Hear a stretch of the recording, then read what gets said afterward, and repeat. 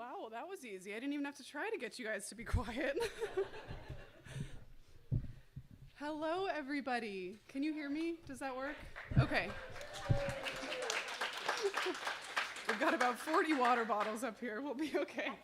Yeah. Well, everybody, welcome. Welcome to Dirtfish. Thank you so much for being here. Welcome to our second annual Women in Motorsport Summit. Yeah.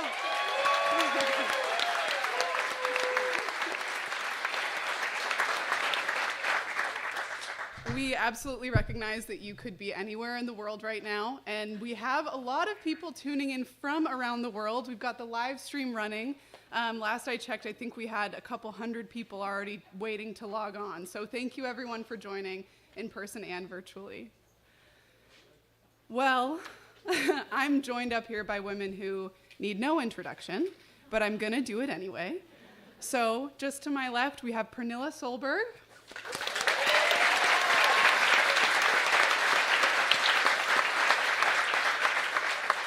As we all know, Pernilla is an absolute champion in every realm of the motorsport world. She's done it as a driver, as a co-driver, as a team manager. There's really nothing Pernilla hasn't done, so we're so excited to have you here with us. Great. Thank you for having me. Thanks a lot. Secondly, of course, in the middle, we have Michelle Mouton, who has joined us.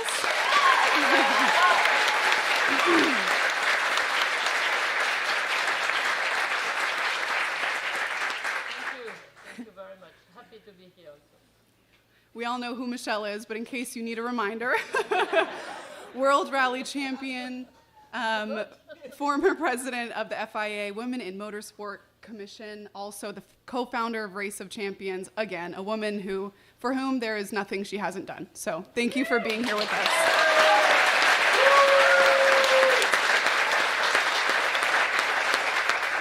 And the farthest away from me is one of my dearest friends in the whole wide world, Rhiannon Gelsomino.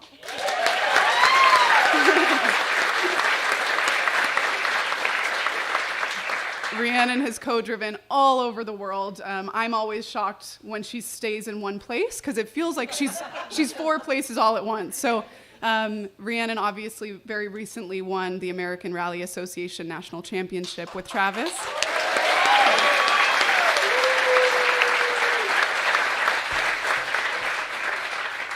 So again, women who need no introduction.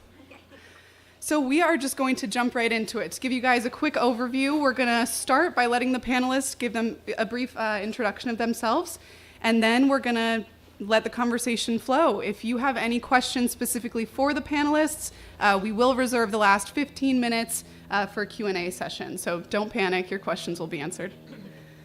So, Pernilla, why don't you start by giving us a little introduction, how you got into motorsport, what about it captured you, and where you are now?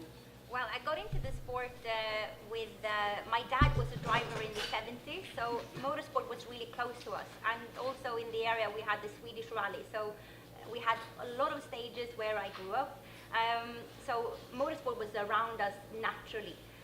Then my father stopped driving and I got out of it. I started with horses, did something completely different. And then when he turned 40, my dad got a car, like a veteran car, to drive in the veteran championship, in the historic class. And I said, oh, I really want to try and be your co-driver. Can I join you? So I did that when I was 15, 16, and just loved it. The kick, from the stages, watching him drive. I said, when I got 18 and I got my driver's license, I said, you know what? I really would like to take my own license. I want to try and do this on my own, just to try to see if I like it. And I loved it. I was hooked, so I sold the horses. And that's how I got into the sport.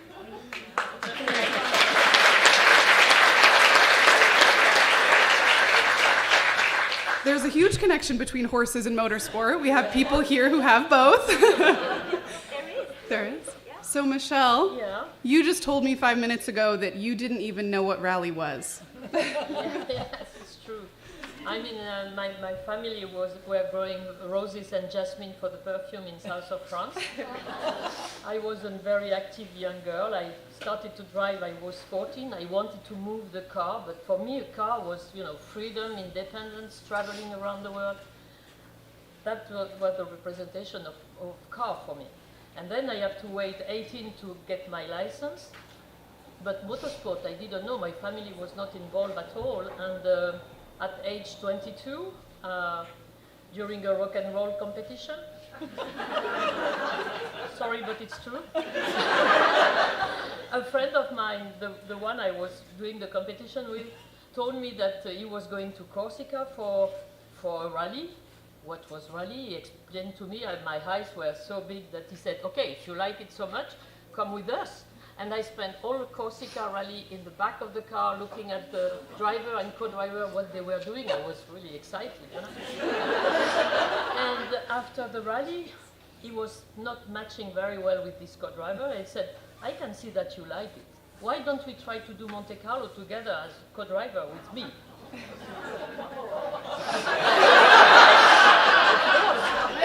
Of course, I never thought that Monte Carlo was something incredible. For me, it was the first event, you know. And my father was following us during 2 or 3 rallies that I did with as a co-driver, and I would have spent all my life as a co-driver if one day my father didn't say, I know you like to drive. I prefer to see you driving than to stay co-driver.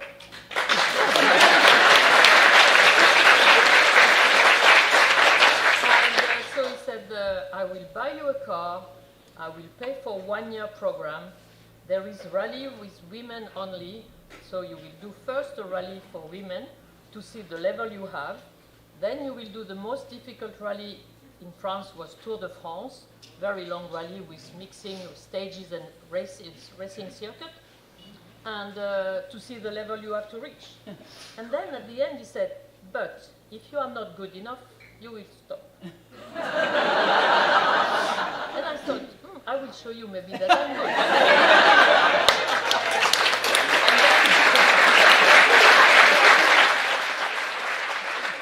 I had a very cool dad who didn't think at all about gender, not at all. And that was my first team manager and my first sponsor, you know. So like this I started motorsport.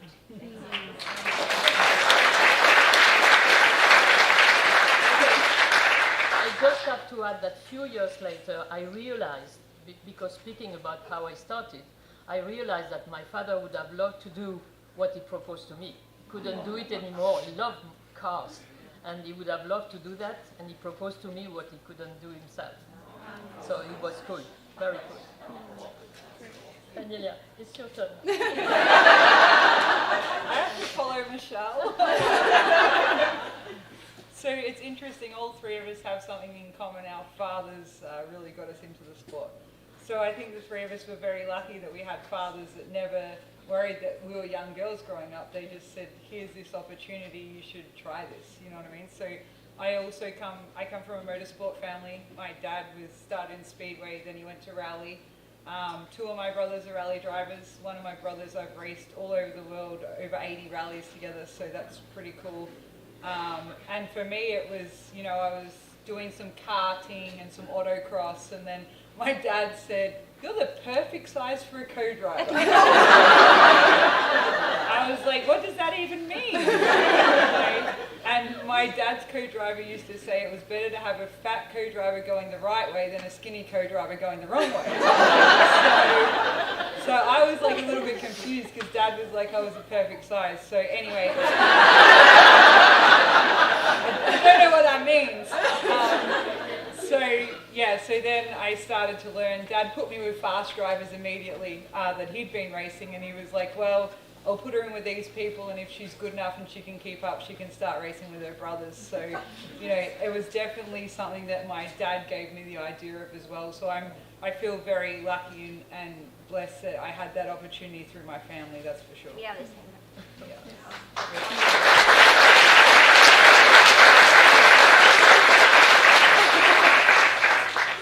So we'll hop in with one question, and then we'll kind of see where it takes us.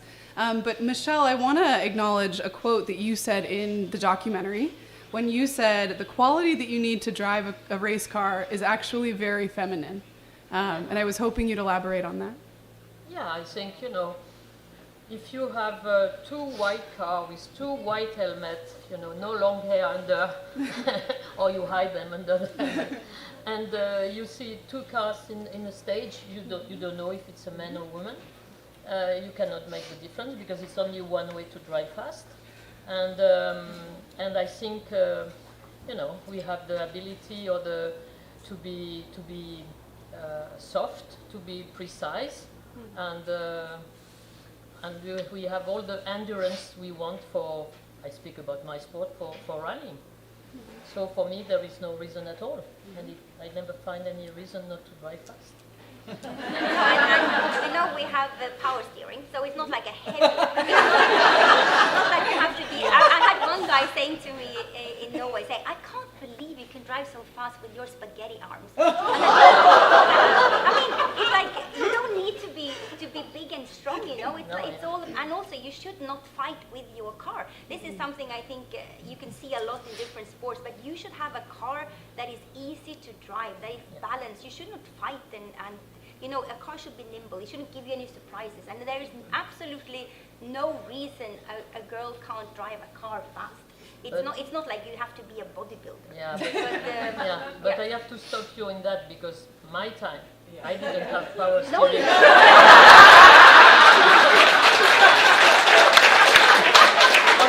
on my Fiat 131. I was strong enough. I think it's the only time where I could feel it was different because I have been crying in the stage, I have been fighting, but suddenly I couldn't steer. My co-driver was helping me to steer in the hard corner sometimes in Corsica with the Fiat. But when I went with the Quattro after that, they would say, "Is it so difficult to drive a Quattro?" I said, "It's so easy." For me, I didn't think about the four-wheel drive. I thought just about the steering. It's the only time. But since then, of course, cars, like Pernilla was saying, it's very easy. Yeah. No problem. And I mean, for co-drivers, you can be female, male, it makes no difference. It's pretty obvious. We sit there and we read a book. I mean, it doesn't make any difference. Like Michelle said, you put the helmet on and you do the best you can and you want to win the stage. Exactly. Yeah. So at the end of the day, from my perspective, it doesn't make any difference as well from a co-driver's seat. So. And I think now the cars also, especially maybe in the bigger classes, they are so difficult. If you have a problem, you don't have time enough to actually fix them or to do. The worst you do maybe is to change a tire if you have a puncture, and that's not.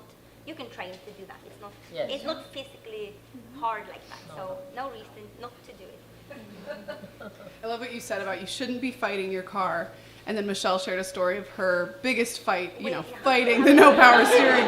But my question, in line with that is what races were the biggest fights for you, for each of you? Wow. I didn't prep you for that one. No, I'm sorry. Biggest fight. Again, you can't have too much problems now because you have maybe maximum half an hour you can be late, and if you're later than that, you're out. So I think it's going off on a stage in maybe one of the first Swedish rallies that I did.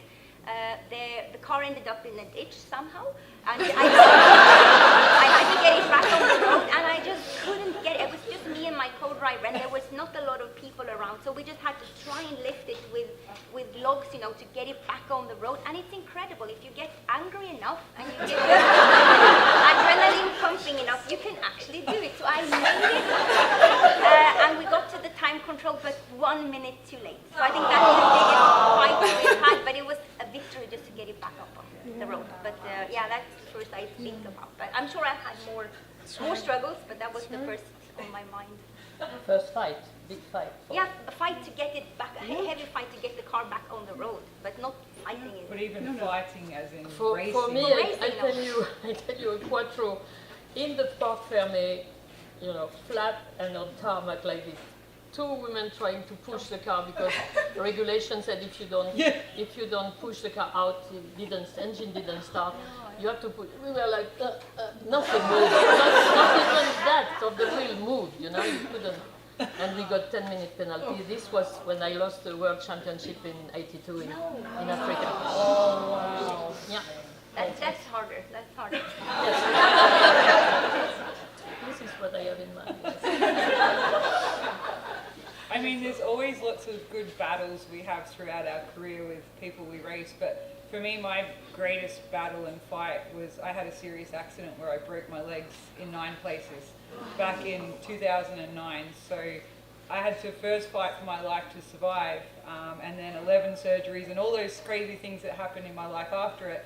But the most amazing thing for me was that when I woke up after 12 hours of surgery and there was some people in my room, and I looked at my dad. I was doing the Asia Pacific Rally Championship at that time with Subaru, and I looked at my dad and I'm like, how do I get to Malaysia on Friday? And he's like, honey, you won't be racing for a while. And I think that for me, that fight to get back, I had to learn to walk again. And I still had the passion and the love of the sport, and this is like 13 years ago.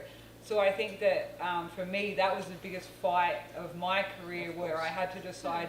I was a PE teacher at the same time as being a co-driver, and I got better from that. And in 2010, I took up co-driving full time, and that has been my job since. So my want and desire to race was, so strong that I woke up from that and didn't even consider that, I couldn't be in Malaysia on Friday. And that's a huge part of it. We have a lot of rallyists here. We have a lot of motorsport fans here, but we also have folks here who aren't directly related to the sport at all. So tell us a little bit about what is that feeling, the feeling that makes you not give up after you've broken your legs in 9 places, What are you striving for? What's the feeling you want back? I don't know, it's hard to explain. For me, rally is everything. I mean, most of you know my husband and I are both professional co-drivers. We met both doing the World Championship. We live and breathe it. It's our life. And so we have people come to our house to do training, and they'll be like, Alex, you're so lucky. She lets you put rally photos everywhere.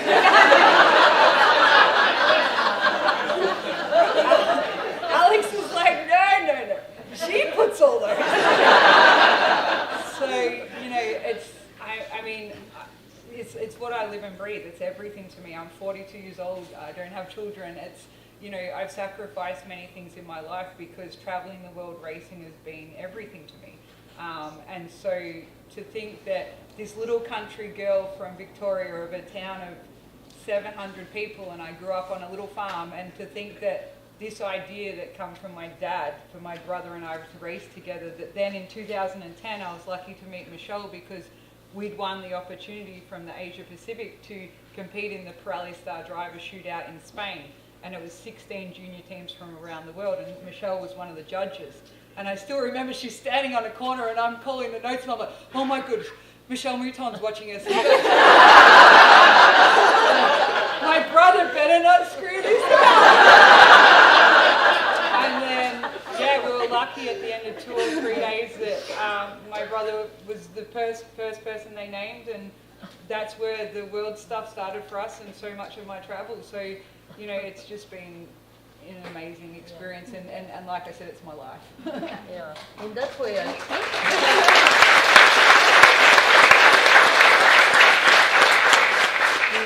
way, I'm a little different because I knew from the beginning, not really the beginning, but after, when I started to be in the World Championship, I knew that one day I will stop because I really wanted to have a family and have a child and have the time to.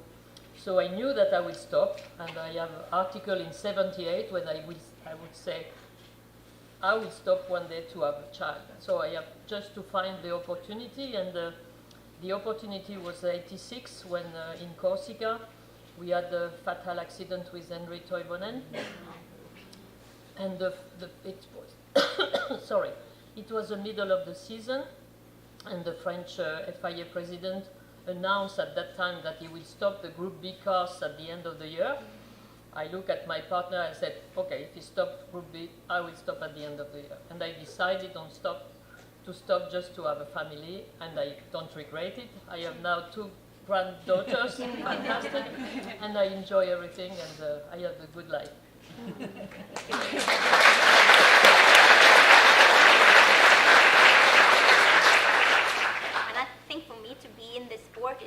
And I've seen so many sides of it, first as a co-driver, then later as a driver, then like Peter's wife, and bringing Oliver into this, bringing him to all the events. I've arranged trips all over the world with buses, and then when Subaru pulled out and we had to start our own team, I was working as the team manager, organizing everything around the team.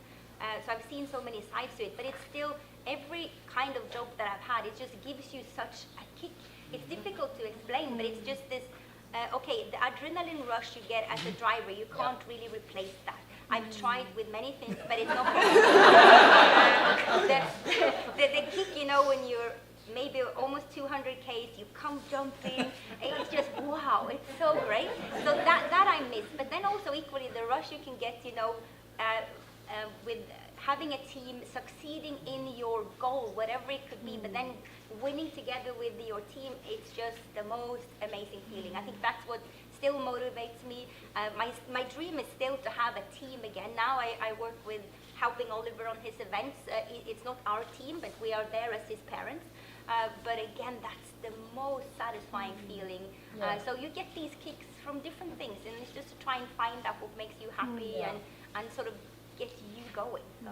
Yeah, and I think anything you do, I mean, it's just motivation. You know? And I am the same. I am 71, and I'm still enjoying now to be in the World Rally Championship just as a safety delegate to look for safety in the stage. And you know, I could be at home, but I love it. I just love the work to do with the organizer to trying to find solution to have more safety in rallying and to have a safe event.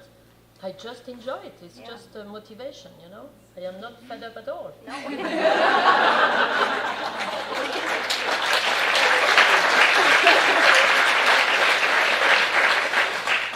Well, tell us a little bit about how you've seen it change, because, I mean, you all have been around motorsport for the large part of your lives, and Pernilla and Michelle, you saw it operating in a different way than it does now. So tell us sort of about how it's changed, how it's looking for the future.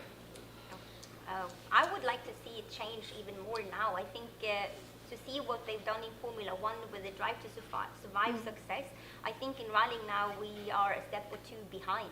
I would like to see a big change to try and make it more accessible for people. That we see less and less entries on the events. So that for me is a bit scary. We have 3 manufacturers in the top teams offering seats. So that's not a lot of possibilities. There's not a lot of seats out there. It's a difficult sport to get into. So I really would like to see a change where we have more opportunities, because that will grow also the feed of new talent coming into the sport. So that's what I would like to see. I think there was a lot of more seats available before, more events. There was more rallies locally in Sweden where I grew up. It's not the case anymore. It's more difficult. So I would like to see a change for more events and to have more manufacturers in the sport. Yeah.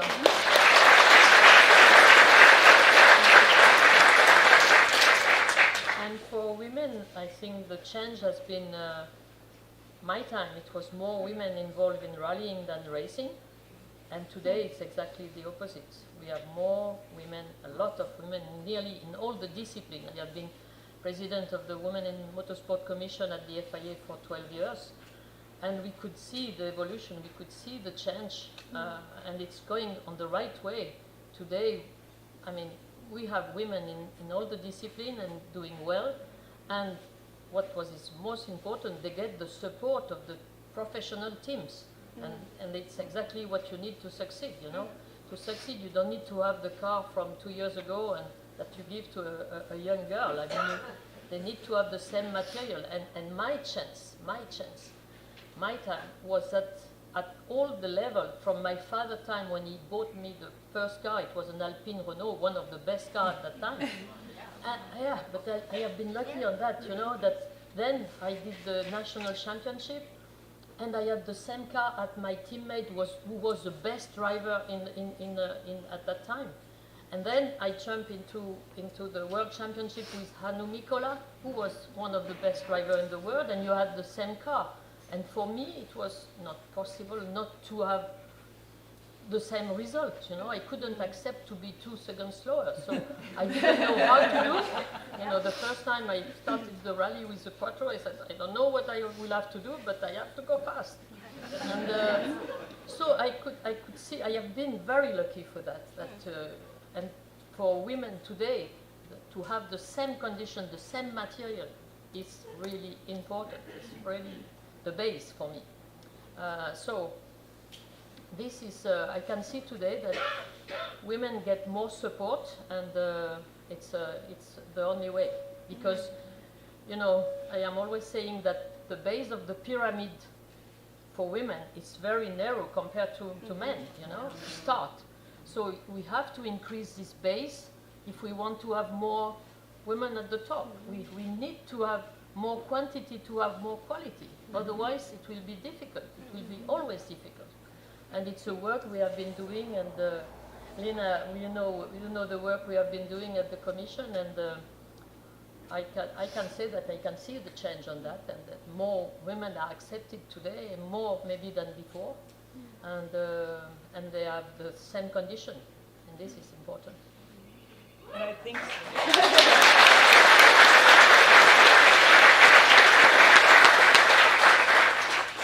obviously one of the biggest steps forward in our sport is the safety aspect, and you've obviously been playing a big part in that. So I know when I started in 2005, things like wing seats in the car and all the extra foam in the doors and all those things that we didn't have back then.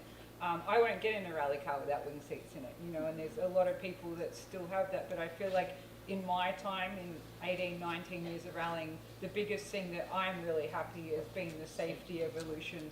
And I think it's really important, even when, you know, stages are too fast in the World Championship and something, it's been important to recognise this is too fast, we need to cancel the stage, versus just saying, the spectators are there, let's send them out, it'll be okay. And I think that's, you've been a big part of that for thinking about the safety, and that filters down here in America as well, you know, looking at how do we make our cars safer, so if we are involved in a bad accident, that hopefully we just get out and walk away. So thank you for your work in that, because safety for me has definitely improved a lot. Yeah, that's it. Priority number one, for sure.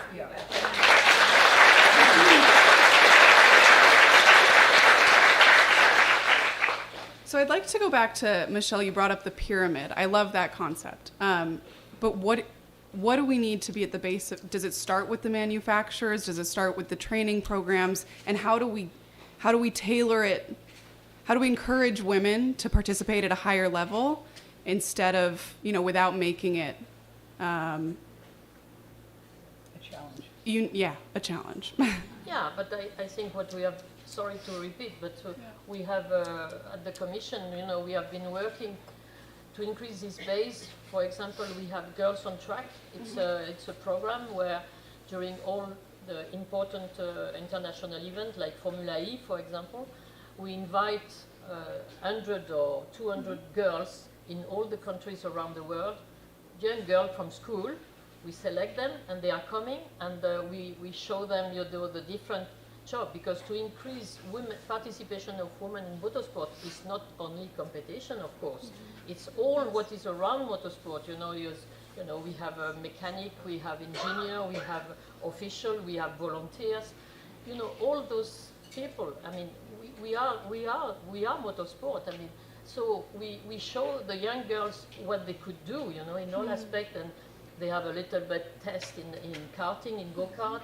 And they just enjoy it, and we hope that with Girls on Track, we attract more young girls, and we can see the change. You know, we can see that some girls are coming, and then we had the program because today, for sure, if you want to have more women at the top, we are working to a program where you select girls around the world.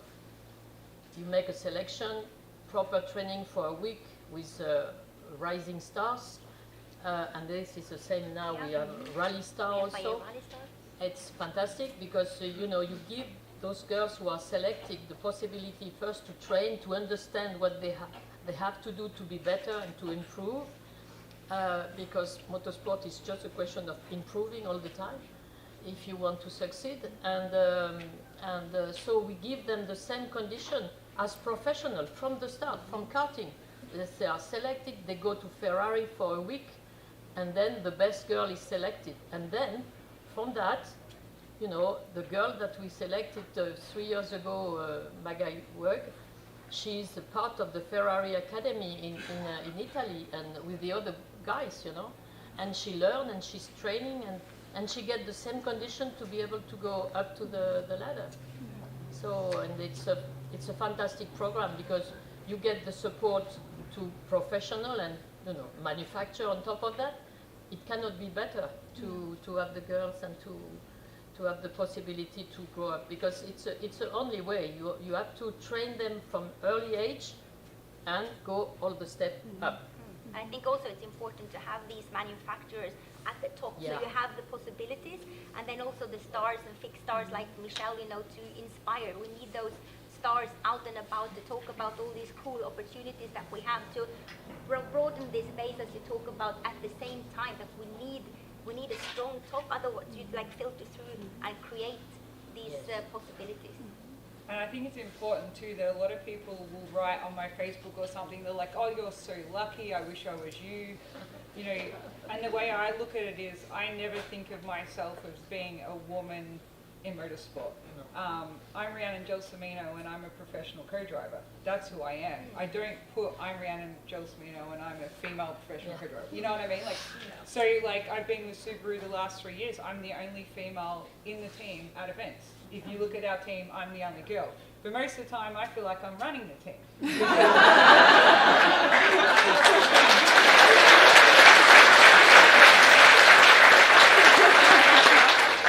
I mean, it was quite funny, and I won't mention any names, but at Snowdrift, I was getting many texts from my team from the last 3 years about rules and different things, and I'm like, I'm missed. So I just think that the biggest thing that we can do as role models in our sport is show girls that, hey, this is a possibility, and yes, motorsport is expensive, and we all know that. Yeah. So, maybe you can't afford to be a driver, but maybe you could learn to be a mechanic, like you said. Yep. Or maybe you could be a co-driver. You need a helmet, you need a hand, you need a race suit. You know what I mean? You don't necessarily always need to start from, I want to be a rally driver, but I can't afford it, and you're so lucky. Yeah. You know what I mean? Yeah. You can look at it from a different perspective, and this is female or male, you know what I mean? I like to think I'm a role model for everyone, you know what I mean? Yeah. And so at the end of the day, it's looking at what steps can get you into motorsport. Maybe you'll start as an official, and you'll go along and you'll help at time controls, and then the next And step they are is... so important. Exactly. Without them, we can't race, you know what I mean? So we're so grateful for them. And then the next step is you might come, like Alex and I train co-drivers, so you might come and train to be a co-driver, and you find out how to do that. And then you get your gear and you go do your first rally, and then maybe you'll co-drive for 5 years and you'll save up money, and by that stage you've got a better job, you've got more income, and now I can afford a rally car. Yeah. So, it can be, you just have to look at it differently rather than just saying, I can't do that, I can't afford it, you're so lucky. You need to think about ways to make it work for you and make it happen for you. And there is also, I receive still a lot of letters where, you have young girls are saying, oh, I would love to do what you did, and what advice can you give me?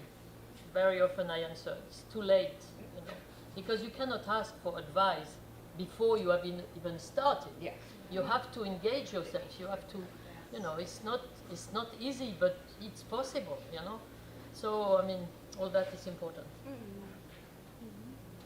Well, you're speaking a lot about also the way that we can support each other, the way that women can support women. How important has that been for all of you in your journeys to get where you are?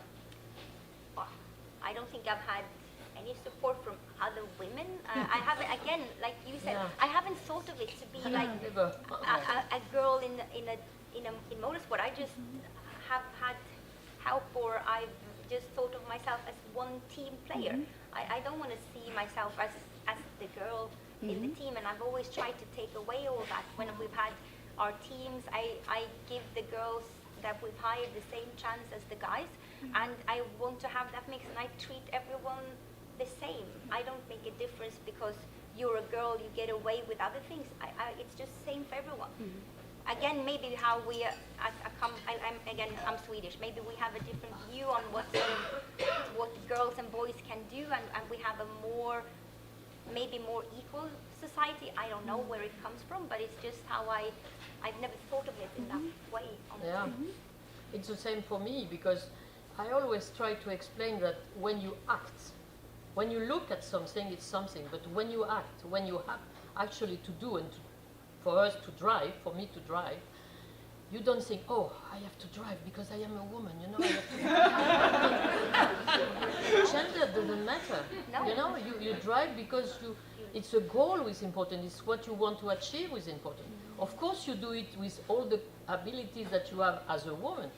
But this is for people looking at the sport. For the one who are doing the actors, you know, we don't think about, like Pernilla is saying, I never thought, you know, I am a woman, so I have to show them that I can drive. No, I could see that next to me the guys were doing well, and I wanted to do the same. That's all. Exactly. I think maybe too much pride, or I don't know how you can call it, but for me to look ridiculous was impossible. You know?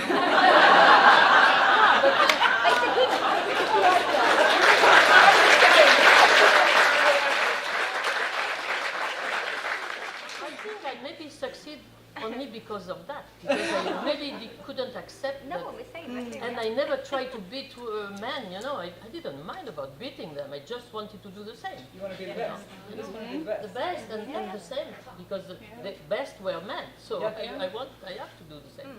And I think it all starts from home. As parents, it's important that you raise your kids knowing that anything is possible. It doesn't matter, so don't raise your little girls thinking that motorsport isn't an option for them.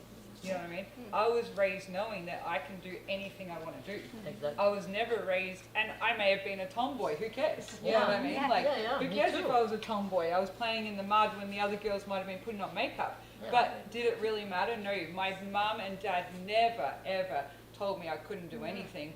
And I'm so grateful for that. And I think it's really important as parents that people raise their kids to know that you can be whatever you want to be. It just takes hard work. It takes sacrifices. And us three were willing to do that. So many people that say you're so lucky to me, they're not going to sacrifice. We've had so many people come and train with us, and they'll say to Alex and I, oh, 2 professional co-drivers, I could only wish. And I said, oh, do you want to quit your engineering job that you get paid $100,000 a year to take that risk? Because we had to take a risk. You know, I was paid well as a PE teacher in Australia. Teachers get paid well in Australia. I took a risk to quit that job because of my passion to race. So it's about sacrifices, taking risks, you know, and also as parents raising your kids that, you know, it's okay to do something different. Yeah. You know what I mean? You don't have to be a nurse, you don't have to be this or that. You can be whatever you want to be, but you just have to work hard. Yeah, work hard. And I could add also that, you know, from my side, as you said, I mean, to raise a kid, and my parents never showed me any fear or any scaring side, you know, of my sport. They always trust me. My mother was saying, she was asked, you know, you are not scared to see your daughter? She said, yes, I am scared that she doesn't pass when I am going to see her at, you know, the numbers that I was coming. But I never thought she could have an accident or she could be hurt. She never. So they didn't give me this feeling of be careful, or, you know, you are doing a very dangerous sport. I mean, I got this trust who helped me a lot to exactly what you said, to do what you wanted and to use all your ability to push back your limit, your own limit all the time, you know, without having somebody telling you all the time, oh, be careful, it's dangerous. You know? And my parents were the same, you know, and even my dad was my first co-driver when I started. And I remember him saying afterwards why he went out of the car. He said, we were coming downhill and I saw this corner at the bottom. I thought, this will never work. He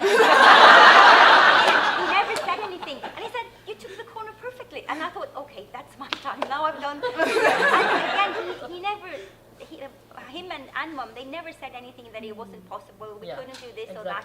We had motorbikes, we had motocross bikes, we had horses. We did all, you know, and I'm so grateful for what they did and what they showed us, you know, that it's possible. And I also looking back at how when Oliver wanted to start in motorsport, we lived in south of France, in Monaco that time, and I took him to go-karts because Peter wanted to train and I trained, so we did a lot of go-karting ourselves. And Oliver he wanted to go there and play with the other kids. He didn't, Oliver, come and drive out. No, we are playing. So, I thought maybe he's not that keen.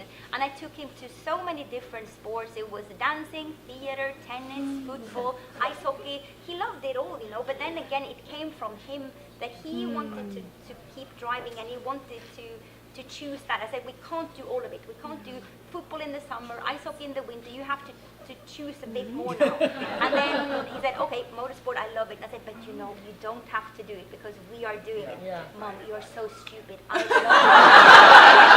I think for me, it was also good to hear that from him, that that was truly his passion. It wasn't driven from us, but we, of course, supported him and loved it that he wants to do it. Yeah, love that. Love that. Well, I'd like to take a quick pause to see if anybody has any questions at this point in time. Is there anything? Yeah, go ahead. Hi, I am curious, Michelle, talking about your program that you guys do, Girls on Track, is that only in Europe or do you guys do programs here in the United States? And if so, is there a way for my nonprofit to get involved? Because I'd love to get more involved and help that kind of, and grow that community. So. I think it's all around the world because we did it in Mexico, we did it, but I don't know if they did it because now I stopped, being president last year. I don't know if they came to America with that, but I don't know the Formula E championship. I don't know if they have a run in America. I don't know. No. Okay. So Lynn can tell you more. She can tell you because she's still involved with but we are going otherwise all the event. We take the support of the Formula E event, which is big, and normally it was also planned to go in Formula 1 event, but I don't know if you did it this year. But it's really a fantastic program for young girls. One of the great Women in Motorsport programs that Michelle ran, I was involved in, and it was a cross-country training that we did in Qatar in, I think it was 2015. Yeah. And so they selected 8 female co-drivers from around the world and 8 female drivers. And so you had all types of drivers. You had Emma Gilmore, Molly Taylor, from Australia and New Zealand. I was there. Yeah. And so it was incredible. We learnt how to do Dakar, and Fabrizio was there as well. And so there's been some incredible programs. I think a week of training. A week of training. I definitely had tears the first night when I was very lost in the desert, and I'm like, what am I doing? And you took lines with, she's one tough woman. She's like, if I see one more girl cry, you are going on the next plane home.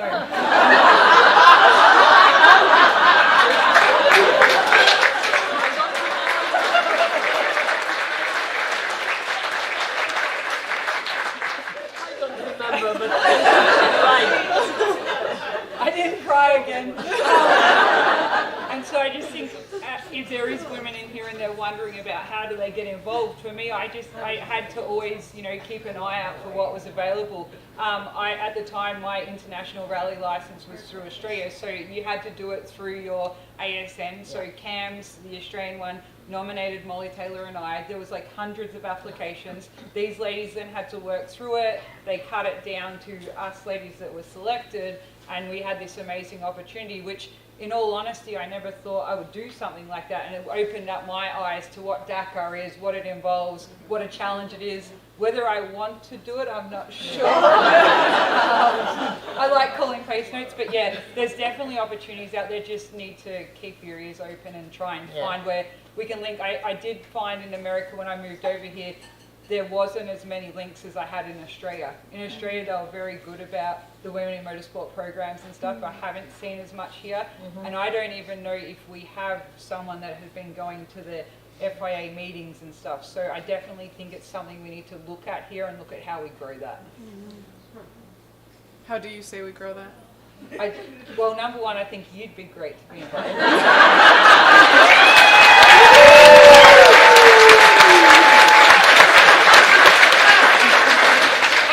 Even better, she speaks French. So when she's over there, she can talk to the people she needs to talk to. But I think that people like you, Josie, running days like this is a huge start. I didn't pay her to say that.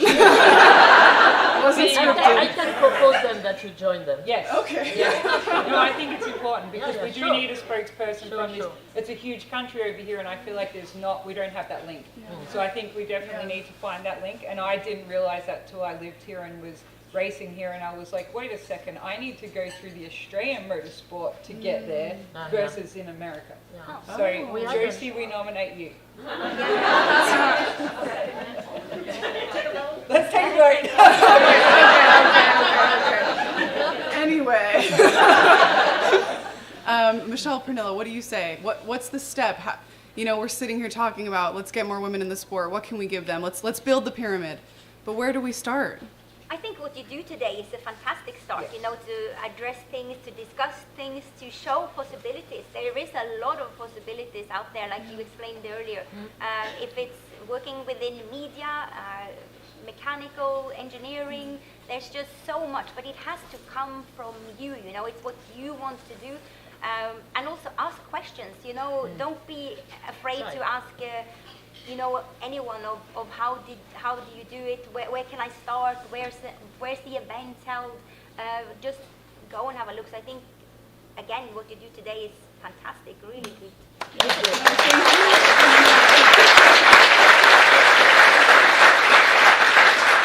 That is a really important start, to start addressing it and talking about it. Yeah, and I use the word be curious. When I say be curious, like Panelist said, ask questions. You know what I mean? If you get involved in rally, I find rally is the most accommodating sport there is. You know what I mean? And I've told people, new co-drivers that I'm training, I'm like, if you're unsure of the time card, don't be afraid to ask the other car there, because they're most likely going to help you. You know what I mean? On track racing, they've just hit you and they want to punch you. We don't have that in rally, you know what I mean? It's your time against a clock, and if you're the fastest through that forest stage, you win. So be curious, ask questions, don't be afraid to try new things. Sure. Because those things will be what get you that next step. In right now, sitting here today going, I know I want to get involved, I don't know how to. Well, take some of this advice and go volunteer at the Olympus Rally, go volunteer at the Oregon Rally, come do one of our training courses where you can be a co-driver or learn pace notes as a driver. Get yourself involved. Stop saying I can't. Start saying I will. Yeah.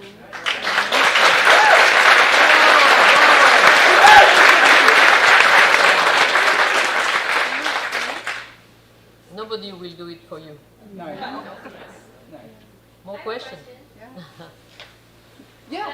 For someone who doesn't come from a racing family, racing background, doesn't currently have a network, but has some driving skill and some mechanical skill, is it more feasible, do you think, to build a car and field its privateer, or to work as a mechanic for a team and sidestep into a seat? Does that even happen? Do people go from pit crew to driver?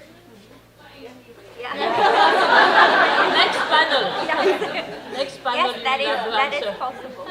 Yeah, I mean, all the time, we've got a great group of panelists next, but it happens all the time. Like I said, get yourself involved somehow, be at the rallies, be in a little privateer team, volunteer to help in some way, and then get that step in the door. You know what I mean? Yeah, I think it's important not to close any door, you know, to take the opportunity. It's the most important thing. And a lot of people come to us and think that they can get paid straight away. Well, I'm sorry, you need to do the groundwork. You know what I mean? You need to volunteer, you need to get involved. It's not something where you can just make money straight away. Yeah. I think barriers to entry is a big deal. And not only if you're female, which maybe societally you're squashed, but just cost, convenience, logistics, rally is really complicated. How can you mitigate those factors to make it easier, at least, for really anybody to have a taste? Once you get a taste, it's all over. Or if you're genetically predisposed. But how do you reduce those barriers to entry? To enter a rally, you mean? Just barriers to get into the sport. To get into the sport. I think, you know, to have drive days is a good thing. If you have, you know, local clubs arranging a drive day to come and test your car, if you have a facility like here where you can try your car, or that for me is important anyway. We have that in Sweden, you know, they have open track days at different tracks where you can bring your own car, or you have like an autocross car, just to start, you know, very low cost. I don't know if you have autocross here, but at home we have, you know, you buy a car for $500 maybe, and I mean, it's really not fancy cars at all, but it's just fun. So then it's easy to get into the sport, at least at home, and just not start in the class where you can afford, again, like Michelle said before, to have the best gear, you know, where you can afford to have a good car. Even if that means to start in autocross, do that. I mean, it's just to have give yourself the best possibility. Yeah. In Europe, we have also a program like Rallye Jeune. It means rally for young kids, and they start a selection. This selection is on a gymkhana, you know, just cones, and you go around with a standard car, and you have to be good.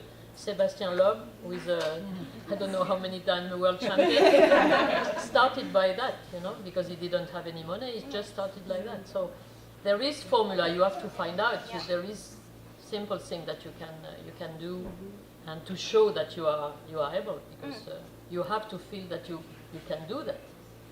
And I think it worries me when I hear people say to me they're racing on their credit card. You know what I mean? And that's really, you know, not the way you should go about it. Like these ladies have just mentioned, find a motorsport that you can afford, you know, whether it's the $500 car that you just have fun with. And if that's what you can afford, that's what you can afford. Yeah. And that's where you get your adrenaline from and your enjoyment. But then if you are able to afford more than that, because Or to get support. that's when you can make that next step. But don't ever put yourself in a position where you get yourself in that financial debt that then, you know, you can't pay your bills. And I hear it so often, and I'm like, well, that's not the way we want to rally, because then it can cause other issues as well.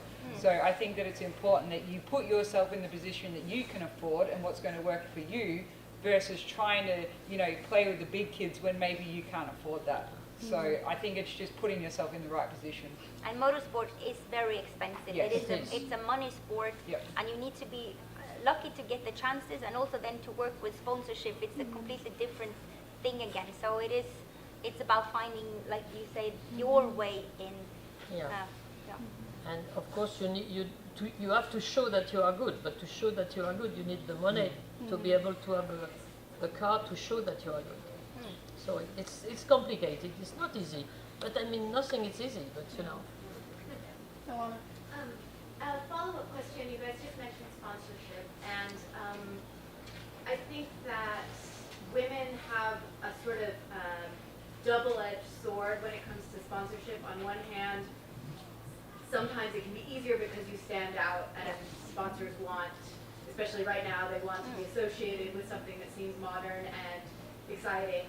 On the other hand, I think sometimes there's pressure for women to present themselves any in a certain way that they might or might not be comfortable with, or that we might or not love seeing. Do any of you have, like, did you ever feel pressure to be sexier or to be more Maybe it's definitely come up recently in F1. You know, there was that horrible article that came out about like the young women in the entry level series, and that they should be sexier, and that's why they're not getting sponsors. Can you guys talk about that? Do you have thoughts on it? I would love to talk about that. That's, you know, first of all, I am clearly not a model. That's not the way I got into it. All gorgeous. They're all gorgeous.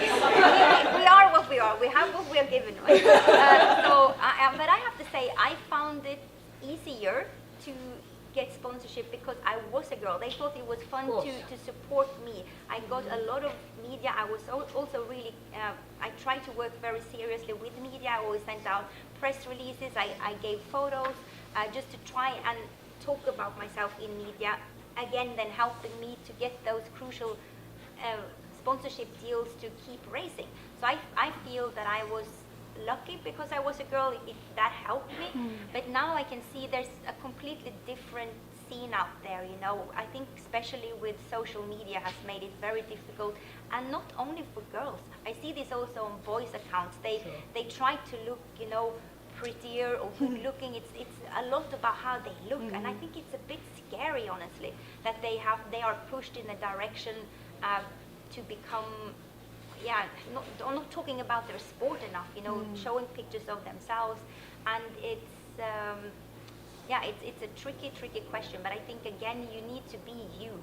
If you start playing to be a model of something else, it comes true. It's not honest. It has to be you, and you have to be yourself. So it's and I don't like that you should have to change to fit in to get sponsorship. That's sad, and I don't like that.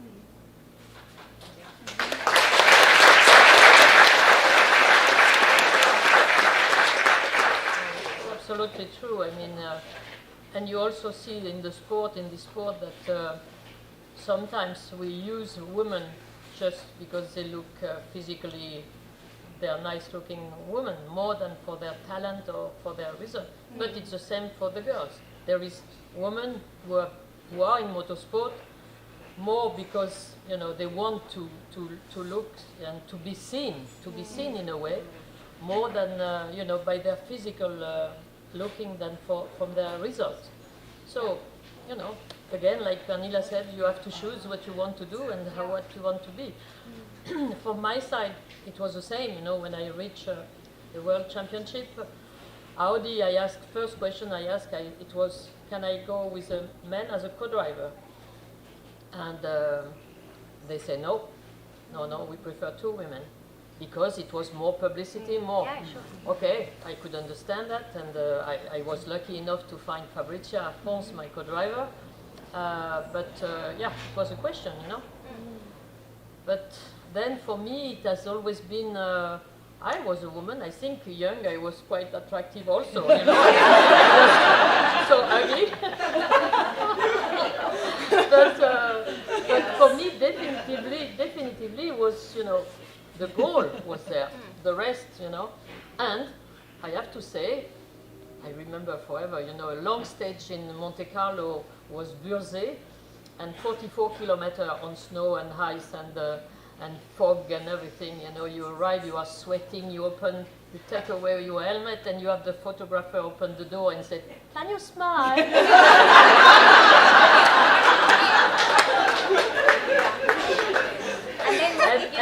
And what I said, okay, first you go to see Nicola and you ask him to smile. If he's smiling, come back to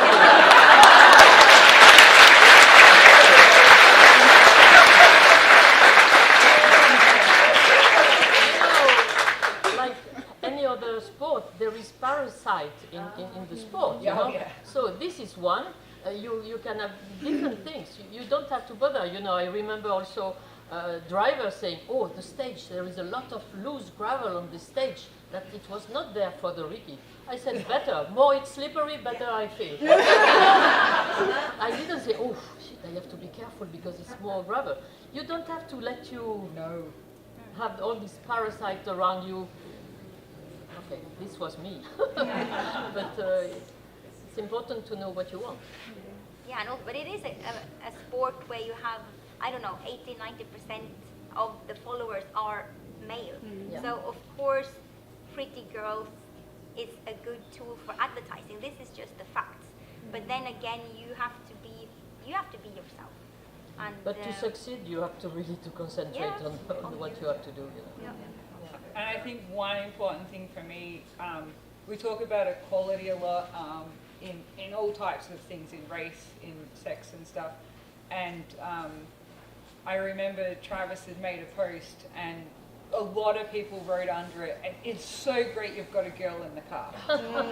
And I remember, and Alex and I talked about this at home, Travis, he a lot of time doesn't reply, and he got straight on and he wrote, "I don't have a girl in the car, I have the best in the car."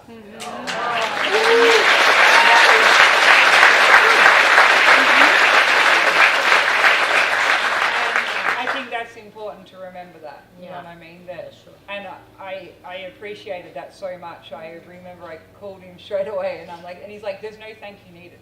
You know what I mean? I just want people to know that I had people that I was choosing from, and I selected you because you were the one that I felt was the best person for the position. So always think about that. Don't necessarily think that someone's in a role because they got that role because, oh, she's a girl, she got in there, they wanted to promote females. No. You know, There is so no feeling for that in this sport. exactly. Sorry, I saw one. I hope that answered your question. Yeah, thank you. It was a matter of the one. No. We're talking here as professionals, but you were talking about how difficult it is in this country to find support, but there are very many permutations of motorsport. And I was thinking, does SCCA do anything to support rally at a lower level, not at the professional level?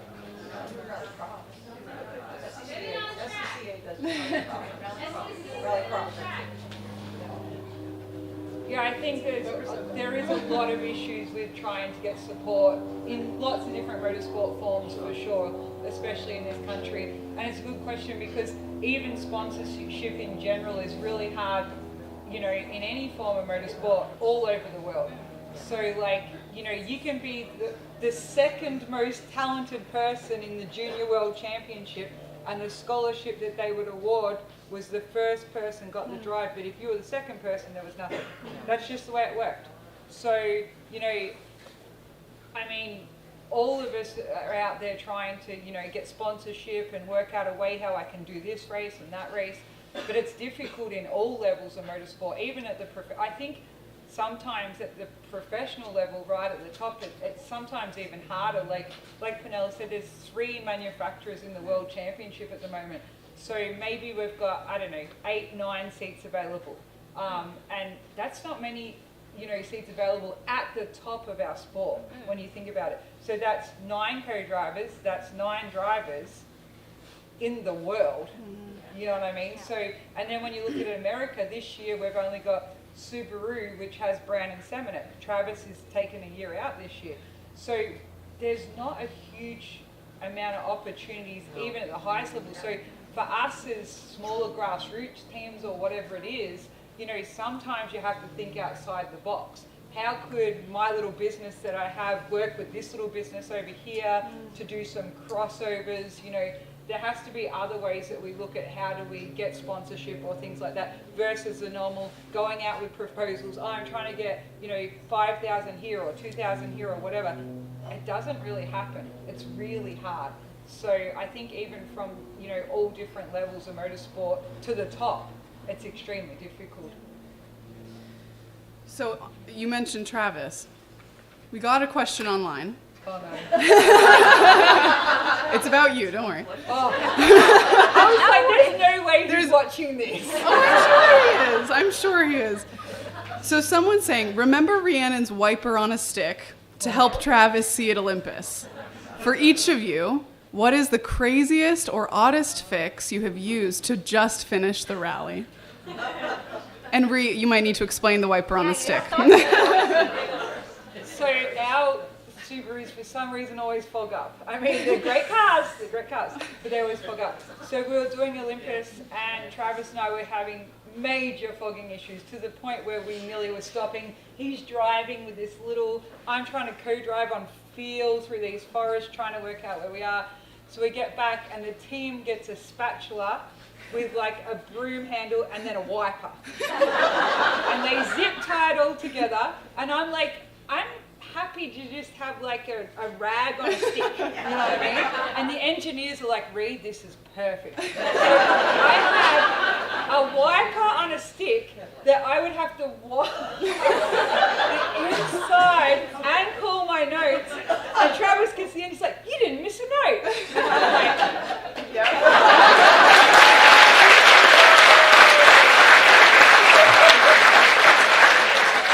So that's what that was. Yeah. The engineers did an incredible job. The wiper was perfect. I could go like that and it'd wipe just like a wiper. It was perfect. I think for me, the oddest thing I started with this Volvo 240, you know, a big Volvo. Original class, so you had the fuel tank was really hanging low underneath the car. So I hit a jump or a stone, so I got a hole in it. It was leaking. But I got soap. So I could make, you know, if you rub the soap, it will seal it. So that's the oddest thing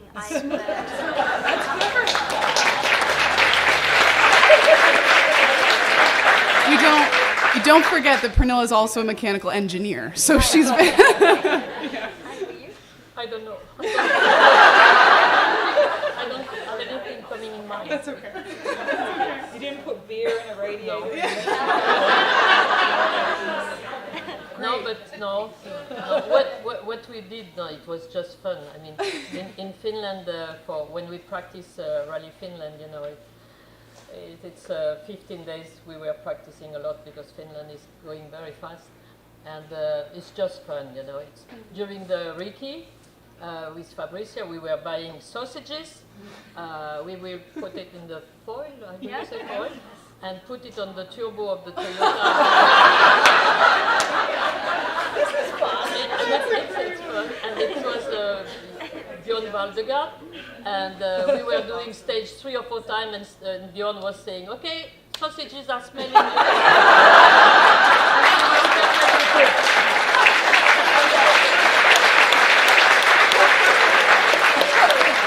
They were perfectly cooked for the lunch. It's true. I have photo for it. Photo-proof, that's cool, that's cool. Well, as always, I'd really like to keep you up here talking forever. We're going a little over time now, but nobody panic, because we've got another panel of incredible women, and after the second panel, it's a big meet and greet, okay? So everyone will get the chance to meet these incredible women, shake their hands, ask for stories.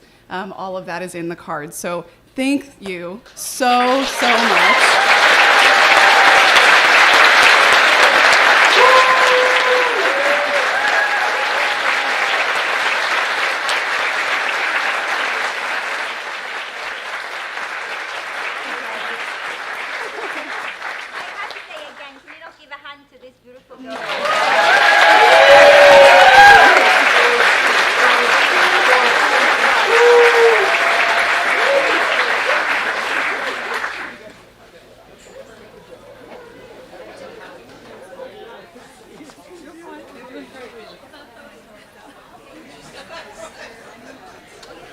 We'll just do a quick shuffle, and then we'll be right back.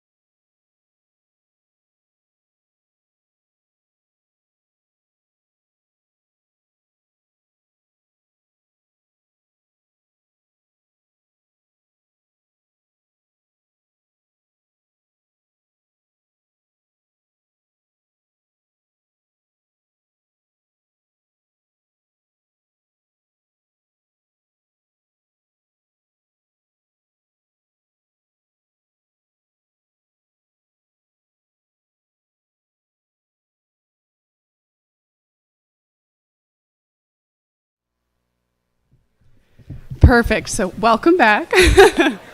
Again, I have a panel of incredible women sitting next to me, also who need no introduction, but again, we'll do it anyway. Just to my left, I have Leanne Junilla right here.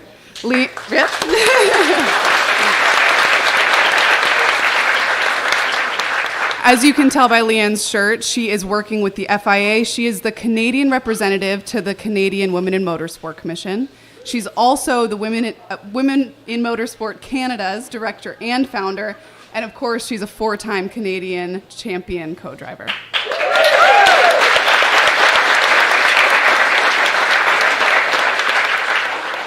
Michelle Miller is here. Is this working? Yeah? No? Yeah, there we go. Michelle Miller, of course, I am lucky enough to get to see almost every single day.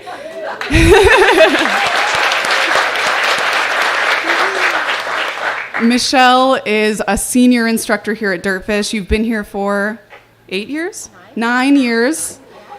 She's also an incredible driver, co-driver, ran with Lucy Block last season, and she and I get to go rallying this season.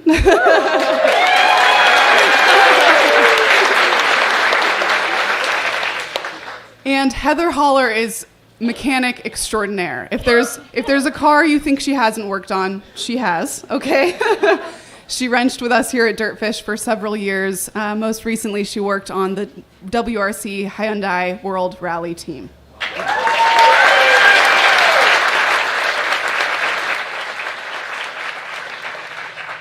So I'm gonna, again, let you start, Leanne, and give a quick intro of yourself, what you've done, where you're going.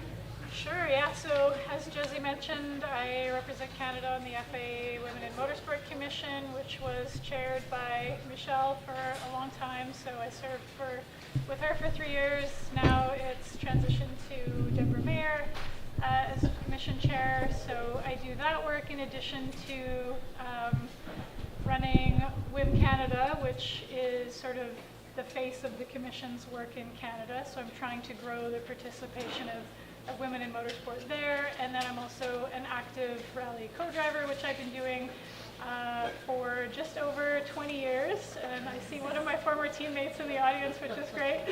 And so, yeah, I really wear a few different hats, but my love is rally, and I do as much of it as I can, and I just keep showing up year after year. So I'm very excited and proud to be speaking today and chatting with all the amazing women who are in motorsport and the aspiring participants in the audience as well.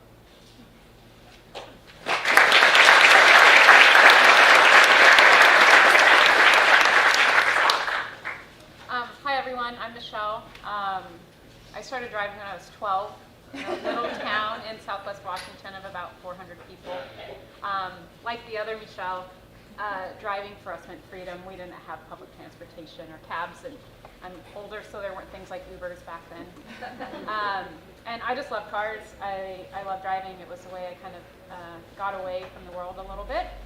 And unlike a lot of people, I started my motorsports journey pretty late. It wasn't really something that seemed accessible where I grew up or with our budget. So at the ripe age of 27, I went to my very first autocross and kind of just got the bug to drive, which is a great entry-level sport. Did that for a while, did a bunch of volunteer work, and became like a volunteer coach, and that's kind of what led me here to Dirtfish. Someone I raced against asked me to come interview here to instruct. And a year later, I started rallying as a co-driver, and then did a couple of events as a driver, ran our team for a little bit, and I've got a good, 65, 70 rallies under my belt now. So.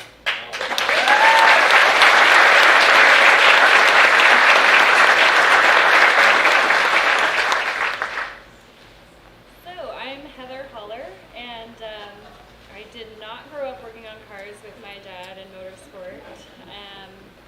But my dad always told me that I knew what I wanted to do when it gave me the goosebumps and brought a tear to my eye. So I went to my first autocross event, beat my boyfriend in his own car at the time. So I sold my SUV 2 weeks later and bought my little Subaru, knowing nothing about cars that had a blown engine. So I learned how to work on cars more or less out of necessity. And I really, really loved it. So I went to tech school, worked for Subaru dealerships for 6 years, knew nothing about motorsport until that time. Thought it would be kind of cool. So I applied for the Subaru Rally team, got a job with them. I freelanced for Dirtfish in their rallycross program for about 4 seasons.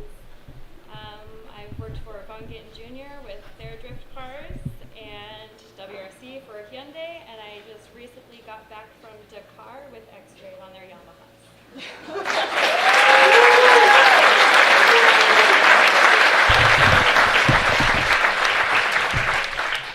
Sorry, just very quickly on the tech front. Can everyone hear back there? Or not quite? You can. A little bit. Is it possible to turn up the speakers? Tech geniuses? Good? Okay. Perfect. Well, what I love about you three is that you all operate within different sort of parts of motorsport. And one of our big priorities here is showing representation. You don't just have to be a driver or co-driver. There's so many roles within motorsport that need people. So tell us a little bit about the moments where you guys realized, yeah, this is for me. First. Go. First. It was the first event I went to. I went to a novice driving school, and we had a 1982 Mazda RX-7 that was way over modified and super fun, and I was absolutely terrified. And I didn't even want to get out of first gear, to be honest. But the first time, I just hit that edge of what the car could do. That was the moment, right? I was just like, this is so amazing. Why have I been spending my time in parking lots looking at cars when I could be driving them, right? And yeah, it just woke something up inside of me that was just such a thrill. And the next year I was running their novice program. To give you an example of when I go in, I just go in.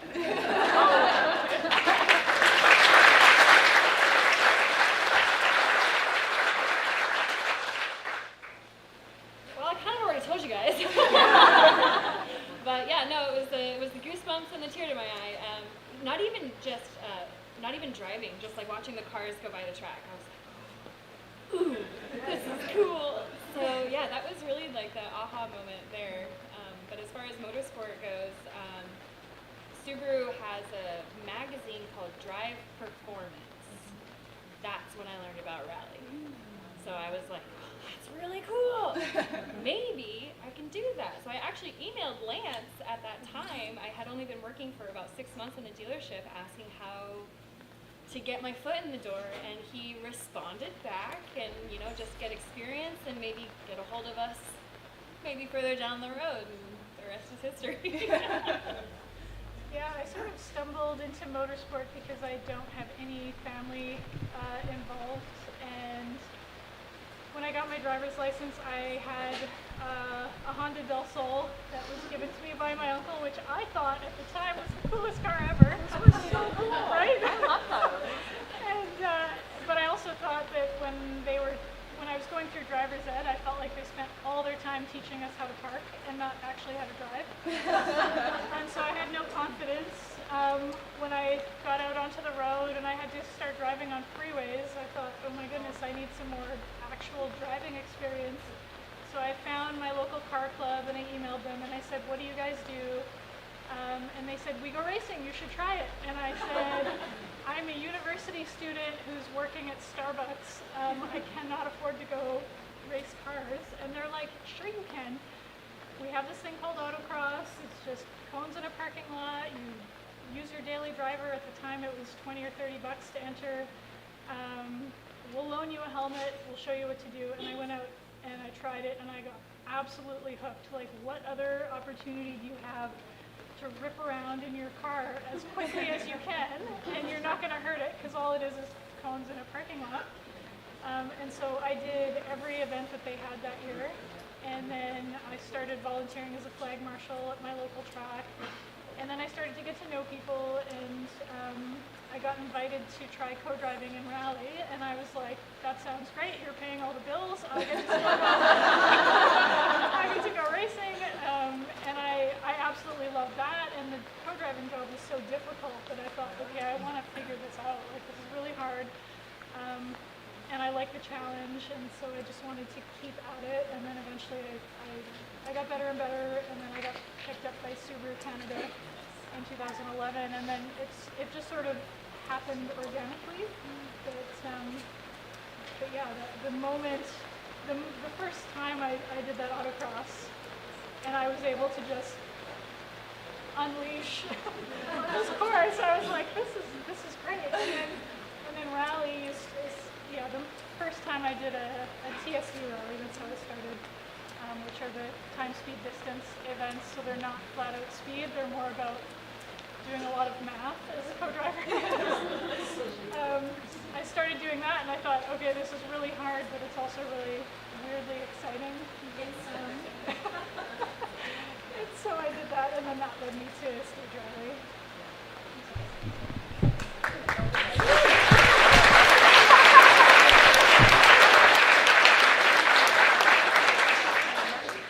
I'm sorry to bring up sound again. Of course, now it's raining. Tech guys, should I be passing this microphone? Or is it gonna? No, I'm sorry. I'm asking because it'll feed back on that. No, that's fine. You can pass it. Awesome. That's what we're gonna do. Yep. Thank you very much. Rally's about being adaptable. Okay, we'll go from here. So we got into it on. What did I break? Okay. So we got into this, on the first panel. How many women, A, have you been able to interact with in your rally journeys, and B, what do you see as, what's the base of the pyramid? How do we encourage more women to get into the sport? How do we create the foundation for them? Yeah, we talked about this a little bit earlier inside too. So I never met my father, so I grew up in a home that was all female, and so the only people I ever saw being leaders were women. And so it never occurred to me that I was any different from anyone else wanting to do cool things. And I'm very fortunate for that, because when I discovered motorsport, it was like, well, yeah, I'm going to do this thing because it's fun. And it's only since I've been a member of the Women in Motorsport Commission that people have started asking me about gender in motorsport, and I've had to reflect back on that. And it's like, oh, well, it seems so funny to be a representative on the Women in Motorsport Commission and not feel like that's even a thing. But that's how I got into that's just how we've all sort of existed in motorsport. It's because you don't feel different that you do it. And so I think just by being here, like the others have said, you normalize it. So really, yeah, I've been fortunate to interact with a ton of women in motorsport, because as soon as you start looking around, there are a ton. And we just sort of encourage and help each other, and to grow the base, really it's about trying to show people what those pathways forward are. Because if you want to be a volunteer, if you want to be a co-driver, if you want to be a driver, if you want to be a steward or an official, there are pathways through the sport when you start at your local club. And it's really just about connecting women with other women who have those roles, and help bridge those gaps as you want to move up and through the sport. And there are people now who are doing it in sort of all areas of motorsport. So yeah, it's really just building that global community and linking us up with each other.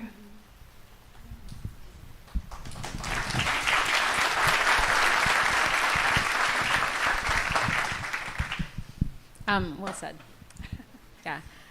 From the outside looking in at motorsport as we see it in media, it's a very big, expensive, fancy sport. But when you look at it like what it's like for most of us, it's way more accessible than we think it is. And that's kind of what I wanted to touch on and use this for my voice, is like everyone can do this, no matter who you are. But not everyone's going to get one of those 9 seats, right? And honestly, it might be a lot more fun if you're not in one of those 9 seats. In fact, I guarantee you it's more fun if you're not in one of those 9 seats. So what it's about is, and we heard it from the other panel too, is you just have to do it. Don't question, just go do it. And it's not nearly as scary as, okay, it's scary, but in a really good, exciting, pushing against your comfort zone kind of way.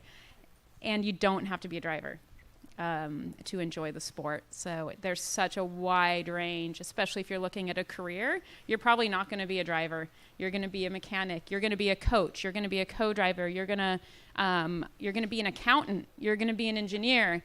Yeah, exactly. Motorsport is a business at the end of the day. So it's such a wide range of career opportunities in the sport. And it's just a blast, from behind the wheel too.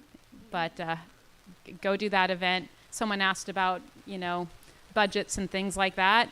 All three of us started in autocross, which is $30 in your street car. Rallycross is the same thing on dirt. You don't need to have a factory Subaru car to go have a good time in cars.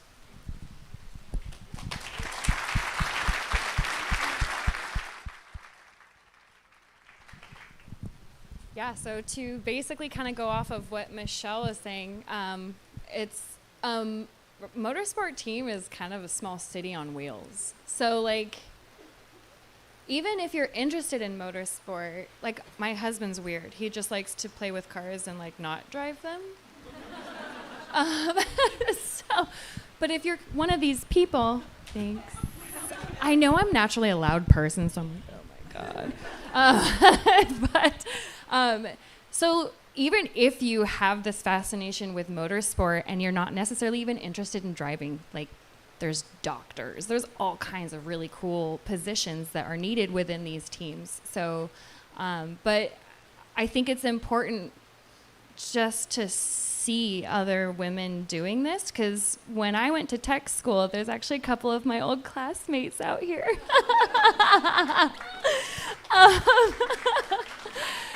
It was really scary being one of 2,000 dudes, one woman for every 2,000 guys is scary. And it was cool because by the end of school, I think I finished a class with 3 other women in it. And that was just unreal and unheard of. And it's been a little similar in motorsport.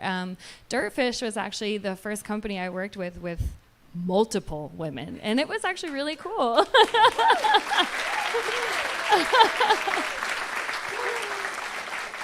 Yeah, and then getting into WRC and you're around all these lady engineers, and it's just really nice because it's not as much of a shock factor anymore when you're the only one. I'm sure, Rhiannon, it's kind of weird sometimes. But so it's just, I think in order to kind of get more ladies, it's just having, events like this, Josie, just to show girls the option and that we're out here doing it. We're laying out the bricks, and you can set them in the place that you want to and pave your own path. So.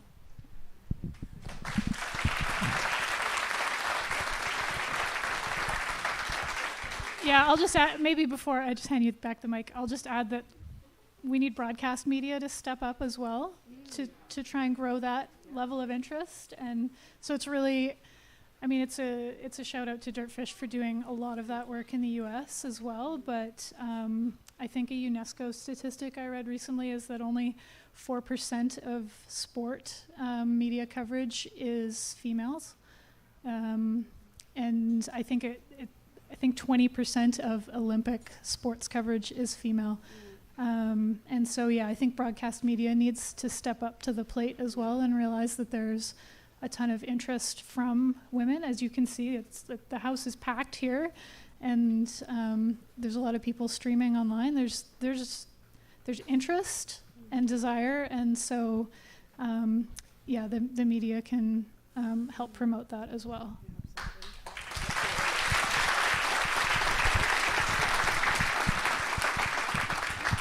So one of the things that I'm lucky enough to talk to Michelle about every day is how do we build each other up? How do we establish the foundation, sort of like we touched on earlier, but also how do we create a system that works? Rally Star programs with functional programs like you three were talking about, they already exist. They have a 10-step program, and you start here and you end and you're a rally driver, in theory. if we don't have that so much in the US, you know, how do we go about that? How do we build each other up? How do we create the program, the system, regardless of their goals? So if the goal is not to have one of the 9 seats, if the goal is to get in a rally car and enjoy it, you know, how do we build each other up when the goals are different?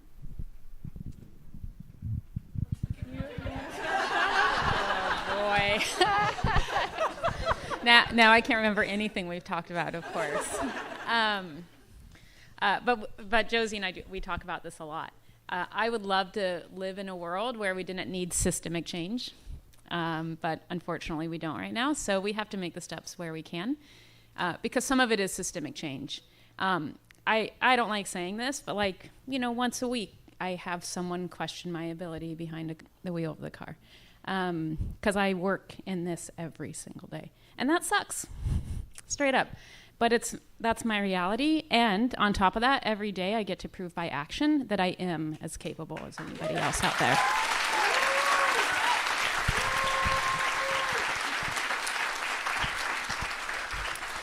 And that's what we need. We need to stand up for ourselves, and we need to stand up for each other.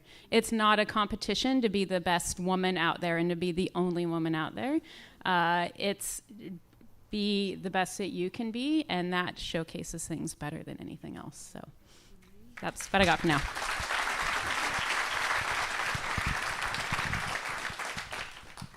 So kind of weird. You asked how we can support each other.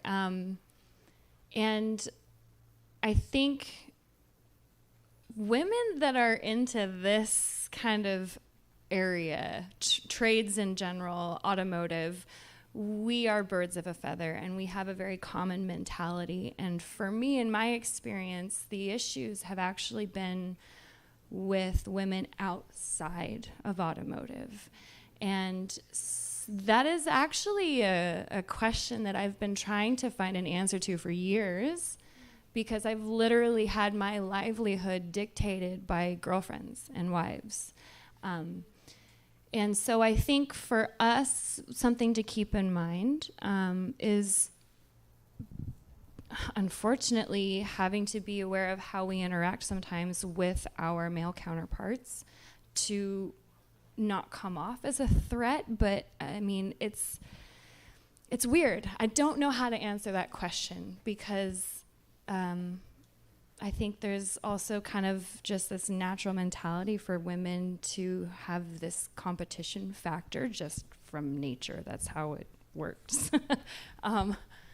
So I think by having groups like this, where we're openly supporting and we're embracing each other and being able to show other women that, like, we're same team, dude, same team, you know. So I think that's super important. And to be honest, I think it starts at a very young age, especially like preteen area.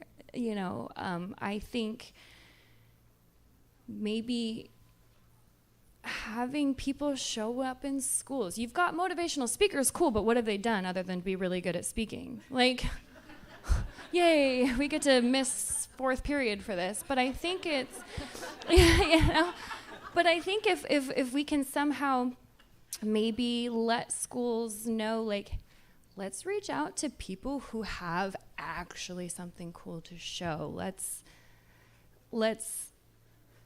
I don't know, that's all I kind of got, really. It starts young, you know, and I think having, like I said, stuff like this where we are openly embracing each other and supporting each other, it's really important, and it feels even better than the camaraderie is fantastic. And to be honest, I never had a female camaraderie the way that I do ever since I got into rally. So it's pretty awesome.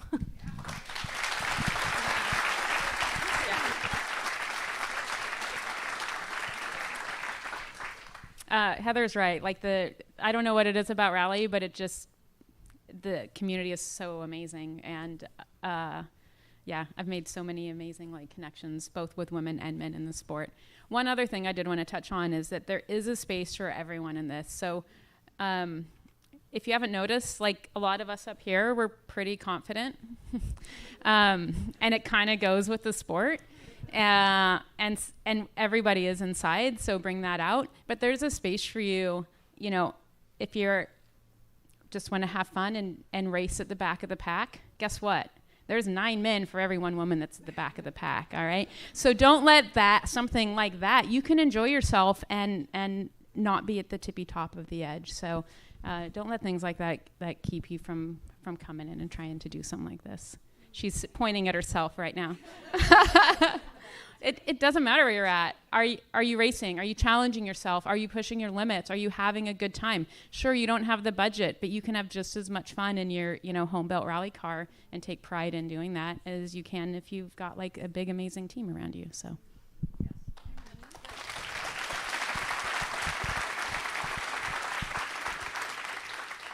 I think it's only because of motorsport that I'm confident, so I can thank the sport for that. Maybe I'll speak practically about that question in terms of just supporting women, and I'll speak from a Canadian perspective because obviously that's where I live. Hey, there's one Canadian here. Oh, yay. All right. Amazing. So working with the FIA to take advantage of the programs that they have available, because they do have quite a few programs available to try and support the growth of women in motorsport and everyone in motorsport. So I've been trying to work a lot with my ASN to take part in those programs like FIA Rally Star, and there's an immersion program. There's programs for stewards training, volunteers and officials training. We sent a Canadian to the Singapore F1 race last year to be a part of the volunteers and officials group there, learn all the different jobs that you can do in Formula One in Singapore, and then come back to Canada, and now she'll be working at the Montreal Formula One race and being a mentor to other aspiring volunteers there. And so really just trying to take advantage of all the programs that are already out there so that we don't have to reinvent the wheel here. Sometimes we feel a little bit geographically disadvantaged in North America, and like World Rally and F1 and everything feels so far away, but it's not as big of a jump, particularly if you can build those relationships with your ASN to try and grow those programs in your home country. And the Girls on Track program obviously is a great asset for that, because you're showing girls aged 8 to 18 what motorsport is and what all the different jobs available are. And then the FA's created this book called it's titled Your Career in Motorsport, and the book is full of women who have a wide range of different jobs in motorsport. And the cool thing about that book is they've all put their email addresses in, so you can read about X person who's an F1 engineer, and then you can reach out to her and say, oh my gosh, your job is amazing. How did you get there? And so what does that book look like in the US? Who are these people, and how do we document that and share their contact info if they're willing, of course. And what does that book look like in Canada? Where are all the stars in Canada that can be role models in all these different jobs? So just like I said, a lot of that infrastructure is there. It's just a matter of getting it out to people.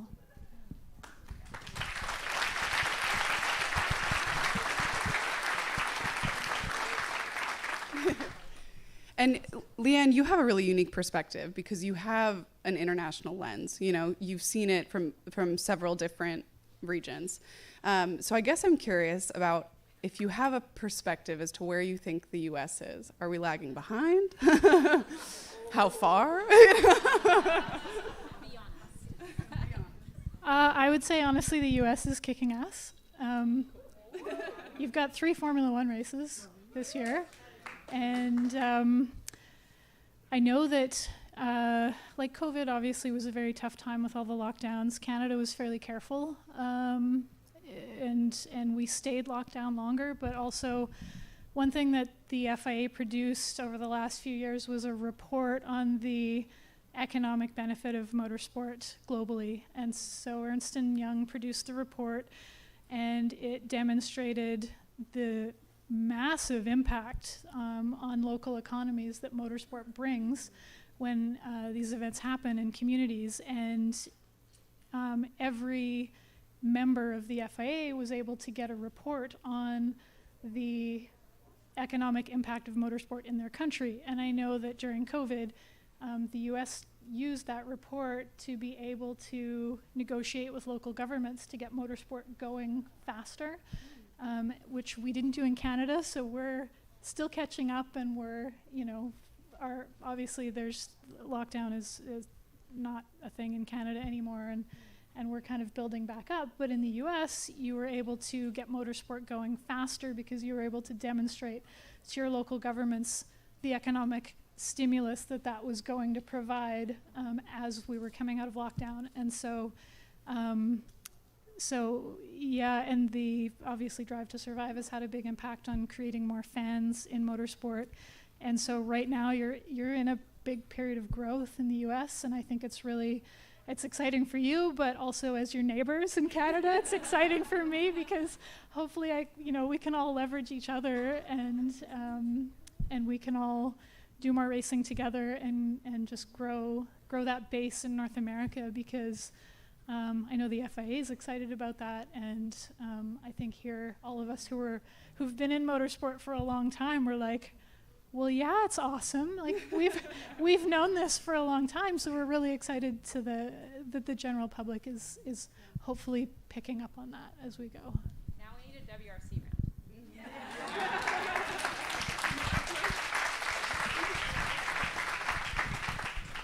So Michelle, you also have an incredibly unique perspective, and that you teach this every day, rally, every single day. You're in the car, you're meeting new students, some folks who have never driven a manual transmission before. So tell us about where the reward is in that sense, what keeps you coming back, and how your experience as a teacher here translates into your competitive rally career. Sorry. Uh-oh. We broke it. Uh-oh. That's okay. It's okay, she's I'm loud. a co-driver. I can project. Listen to me, Samir. Wow. I love my job. Teaching feeds my soul in a way that nothing else really does. And it's incredibly rewarding to take someone, particularly someone who's like never even had a car sideways before, and be part of that moment with them when that thing clicks that we were all talking about. It's absolutely wonderful. And then getting them to go from there, right, is even better. So that's what I love about coaching, is just being part of that experience, You're like a little, yeah, it's so cool. Oh, thank you back there.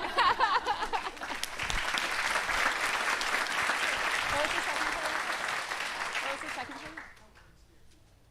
Oh, how it works for my competitive drive. Yeah, so I am very competitive. Obviously both in racing, but I'm also slightly competitive as a coach in that, like, I want my students to, like, get the most they possibly can out of it and be the best at the end of the program. And I think I get good results. People like working with me, and they keep coming back and things like that. I will say that being in a car every day, sitting in the passenger seat, really helps me, especially from the co-driving perspective, because you can begin to feel almost an energy in the vehicle. Panelist said, "Don't fight with your car." You can tell.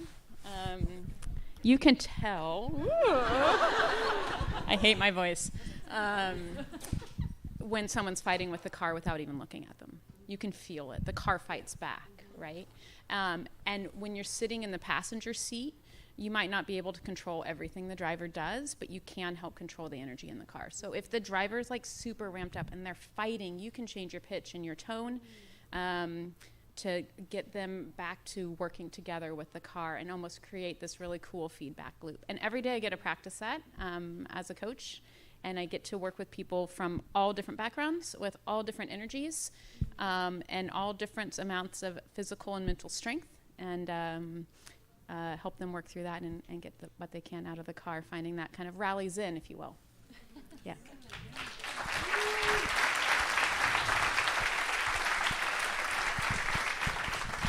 That's a great point. I love what you said about, you have the power to shift the energy. Heather, you must have similar experiences. I mean, you're the one they call when everything's broken. So no one's in a terribly good mood. So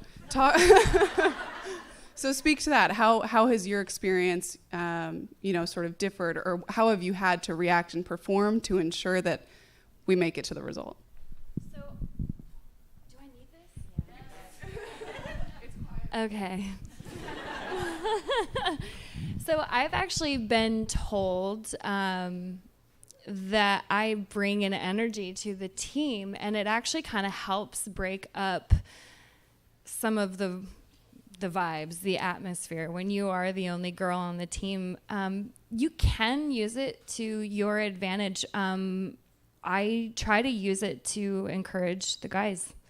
When it's just a bunch of grumpy dudes everywhere, and you're running on 2 hours of sleep, and you're like, cheer up, buddy, it could be worse.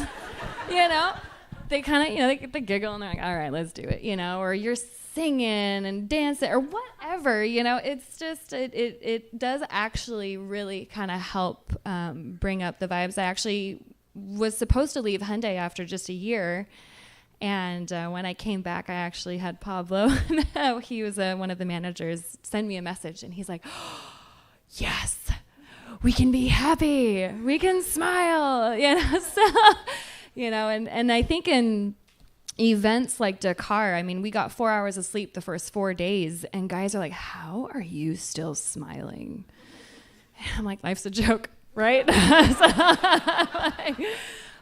that's the thing. It could be so much worse. I mean, we could have no sleep in 4 days, and we had 4. So, but so I think that being a woman, I've actually been told by some people that it makes the boys work a little harder too. So, but yeah, that was you. Why don't we go ahead and open it up for any questions? Does anybody out there have anything to ask? Yes? So this one's for Michelle. So what is high-performance striving? What does that mean to you? Like, especially in this motorsport, having previous experience, what would be a good way to get into where you are right now as a coach? Volunteer. Yeah. There's no pathway necessarily to becoming a coach. Mine was I went and did some driving, and that wasn't driving on the street. To me, that's high performance driving, just not driving on the street, in a closed course, that sort of thing. But yeah, volunteering is a great way to start. Get involved with the community. In rally in particular, there's so many roles that you can be involved in. You can volunteer for a team. Privateer, grassroots teams are always looking for help. It doesn't matter how mechanical you are, right? If you know how to wash windows and wipe mud off of cars and maybe bring food to the team that's starving, there's so many ways you can help. But particularly from the coaching path, go get some good cheap seat time. Go volunteer. Most of coaching is honestly not about driving. It's about knowing how to work with people. So if you don't know how to work with people and you're an amazing driver, you're not going to be a good coach. So, getting experience in any sort of job where you're working with people every day can be really helpful there too. Does that answer that kind of? Awesome. I have a question for you. Okay. Actually. So I have decided to enter the wild world of co-driving.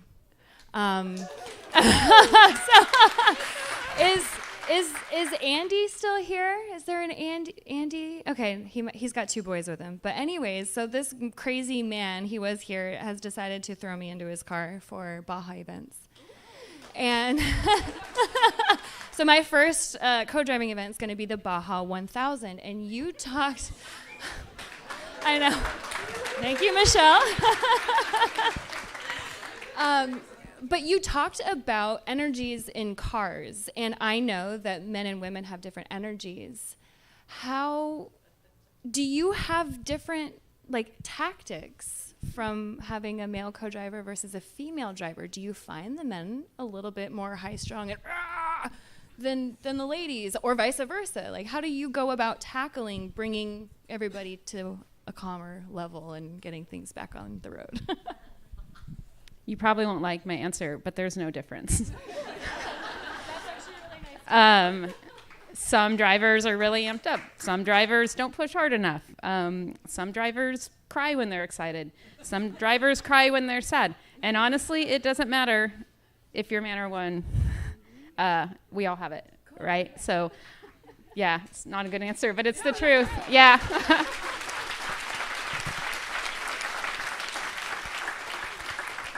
At the end of the day, Heather, it's about, when you're a co-driver, it's about giving the driver what they need to be successful. Yeah. Bree taught me that. Has anybody tried to pay you less because you're a woman? I won't take less.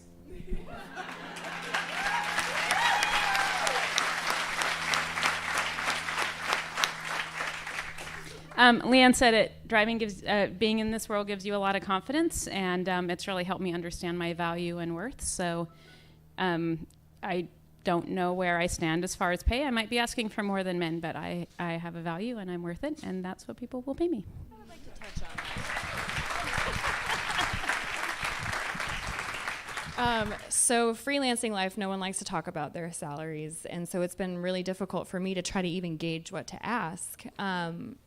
But outside of motorsport, I have been significantly underpaid, and I think the big struggle is even when you try to have someone advocate for you on the lawful side of things, this is such a weird world. They don't even know how to help you, you know. So you have to advocate for yourself, and literally over the last couple of months, I've had to deal with maybe a case of imposter syndrome, and I think it's really important for you guys to really be fully aware of how awesome and badass you are, and you don't take any less than what you're worth. Those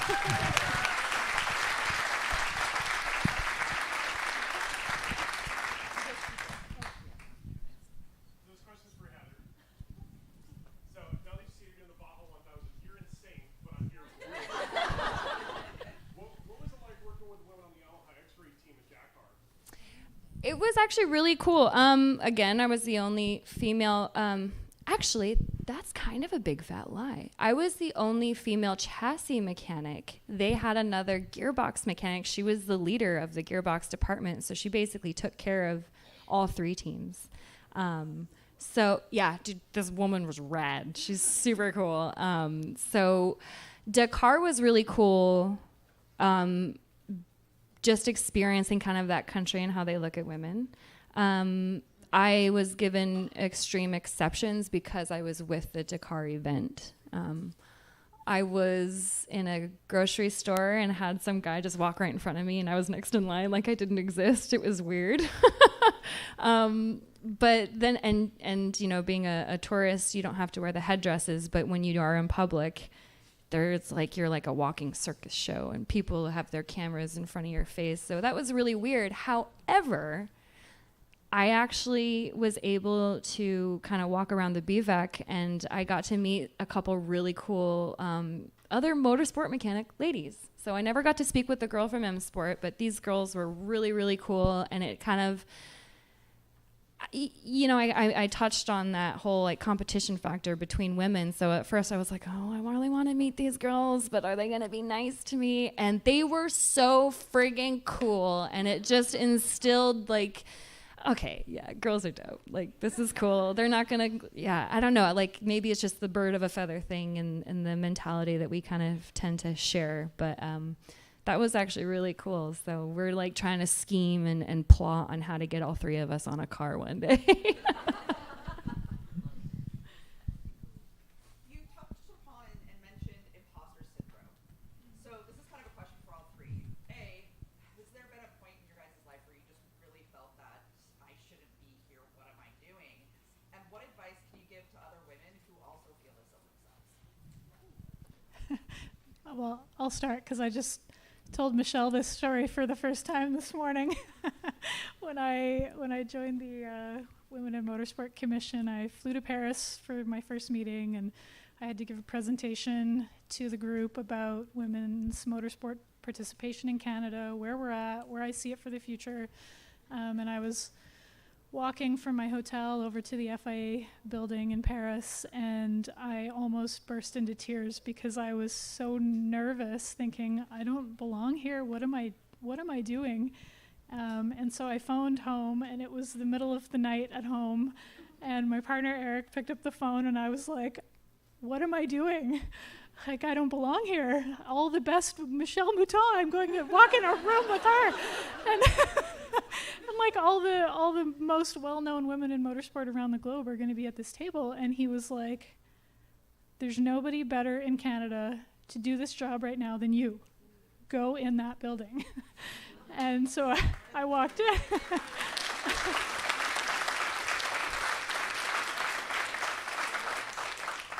So I did, and obviously it's 4 years in, and I'm still hugely honored to be sitting at that table. But yes, imposter syndrome is a thing.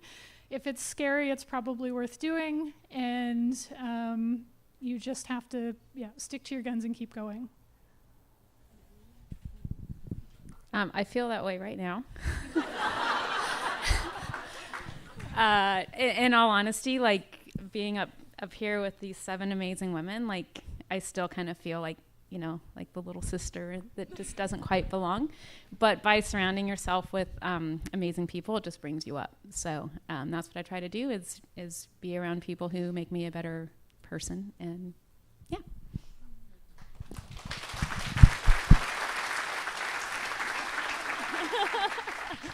Yeah, there was, I think, specifically one time when I was over living in Germany, and I was on the phone with my husband, and, you know, I was dealing with some, you know, it's hard. You're living away from your husband. You just got married. People are wondering what the hell's going on.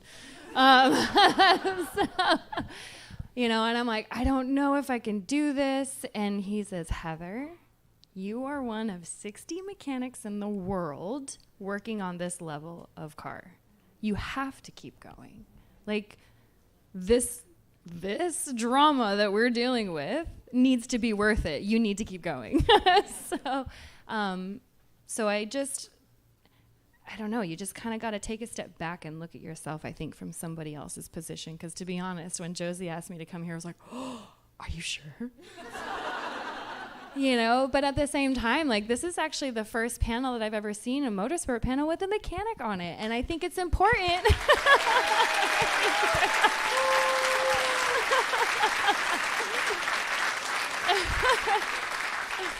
Thanks, guys. But it's important, you know, we want to show people the options in the industry. And so that is my motivation to keep going, is everybody else.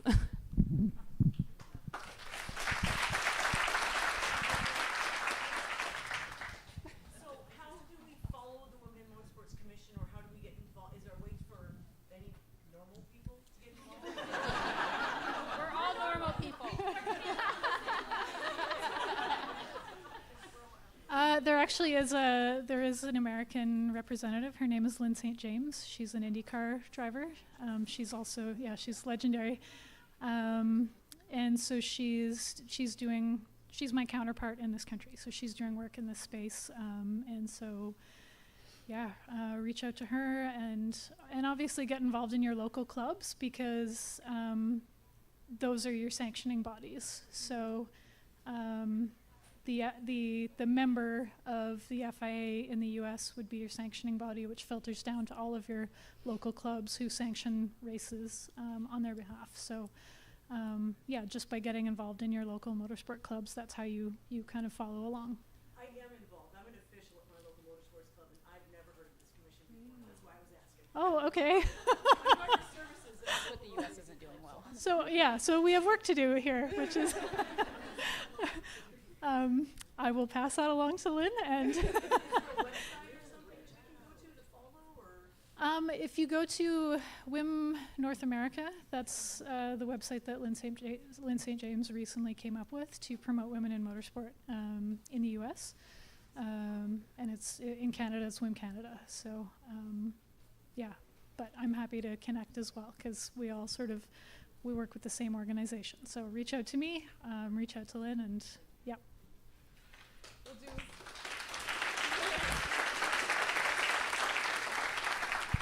We'll do one last question, yeah. As an administrator for a local club, how do we get, we love our drivers, right?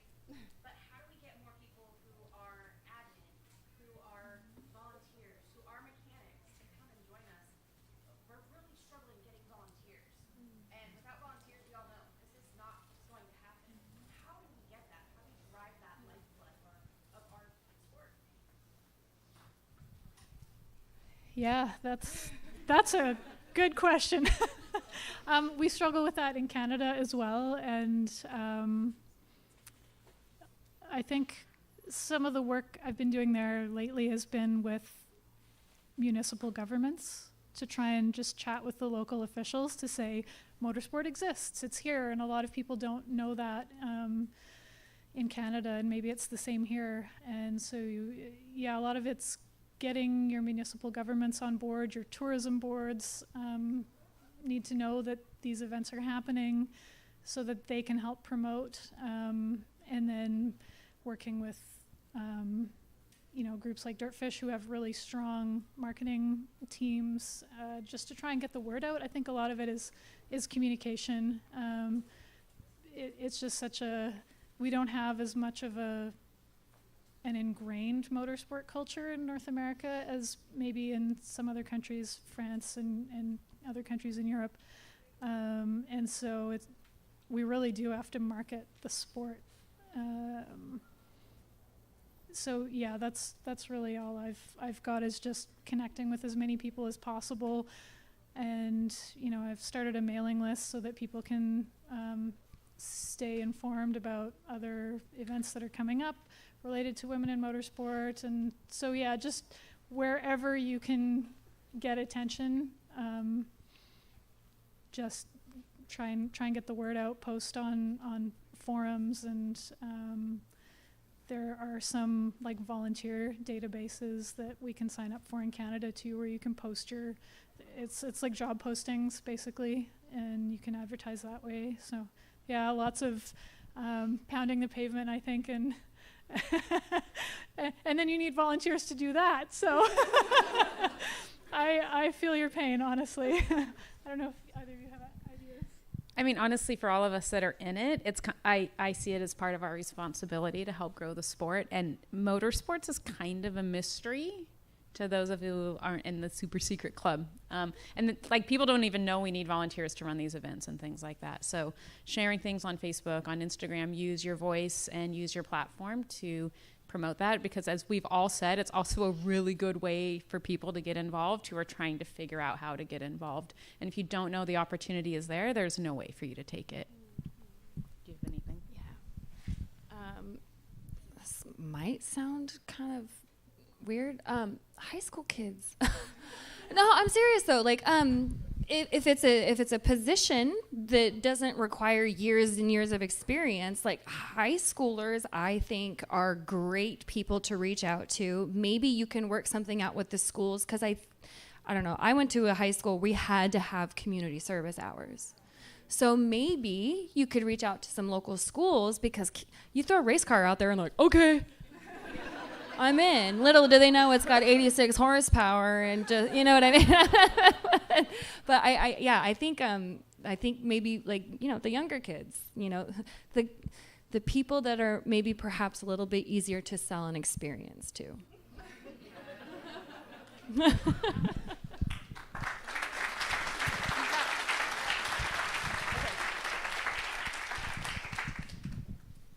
Really the last one this time. Yeah, one last one, I promise you. It's gonna be good.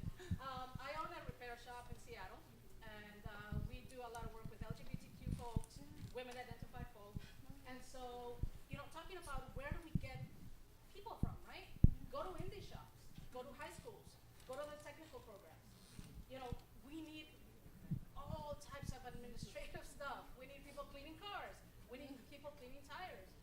We need all that. And when you're a mechanic, I'm a mechanic, and I became a business owner. You tell somebody there's going to be a race car, they're going to go. They're going to go. You give them a little drive time, and you give them that information, right?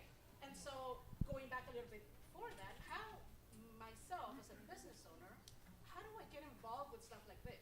Like, thank you, Dirtfish, for this. This is amazing. Thank you for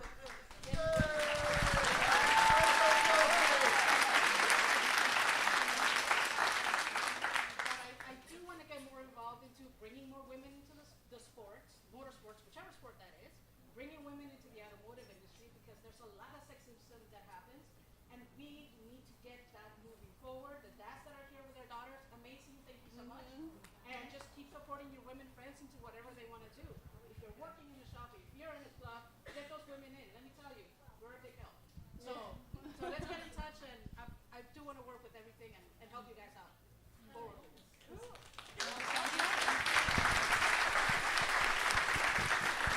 Are you looking to sponsor a driver?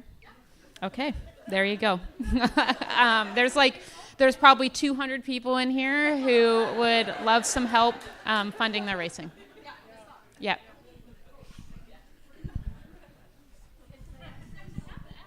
It's true. It's true.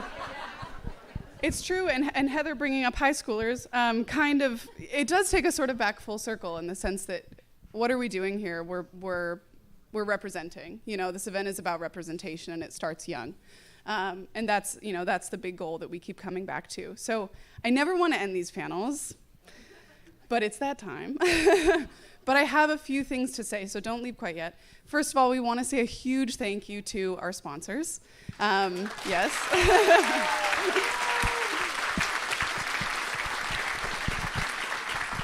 This is only our second event. This is our second annual Women in Motorsport Summit, and these guys trusted us to do something, so we're really, really grateful to them. Thank you to every single one of you that came out here on your precious Saturday. On your precious Saturday. We love having you here. It's just such, these are the spaces that we need. These are the spaces that Dirtfish is really committed to continuing to create. We touched on imposter syndrome. We touched on a million things. But if you get one thing from this day, regardless of gender, if you work really hard, you should be there. The space needs you. You matter. Your role in the space matters, even when it feels like maybe it doesn't. And honestly, who do we owe it to? We owe it to ourselves to believe that we can do this stuff. At the end of the day, the only person that we need to prove it to is ourselves. So we've been blessed with these incredible women that have sat on this panel today who have shown us exactly what it means to work really freaking hard and get where you want to be. So thank you so much. Thank you. Thank you. Thank you so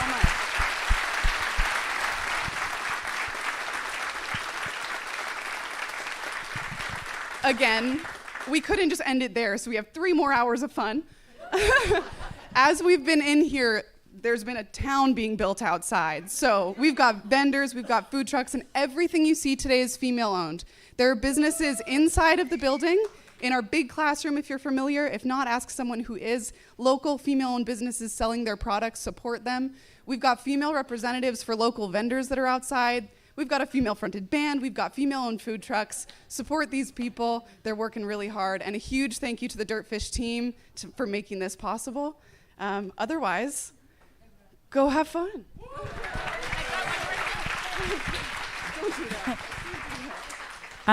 This young lady here is incredible, if you didn't work it out.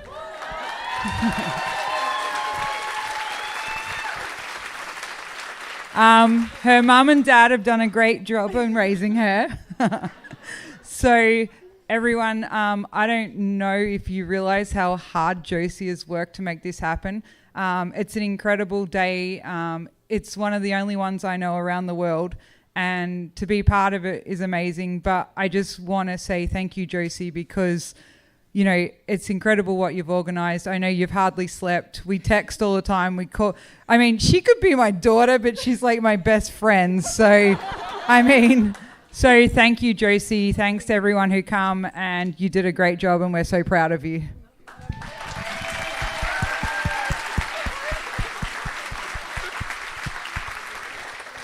I'm going to second that and also say if you want to watch Josie, my friend Chris in the back, and myself drive, we'll be doing some laps here in a little bit. So there we go. Okay, be free.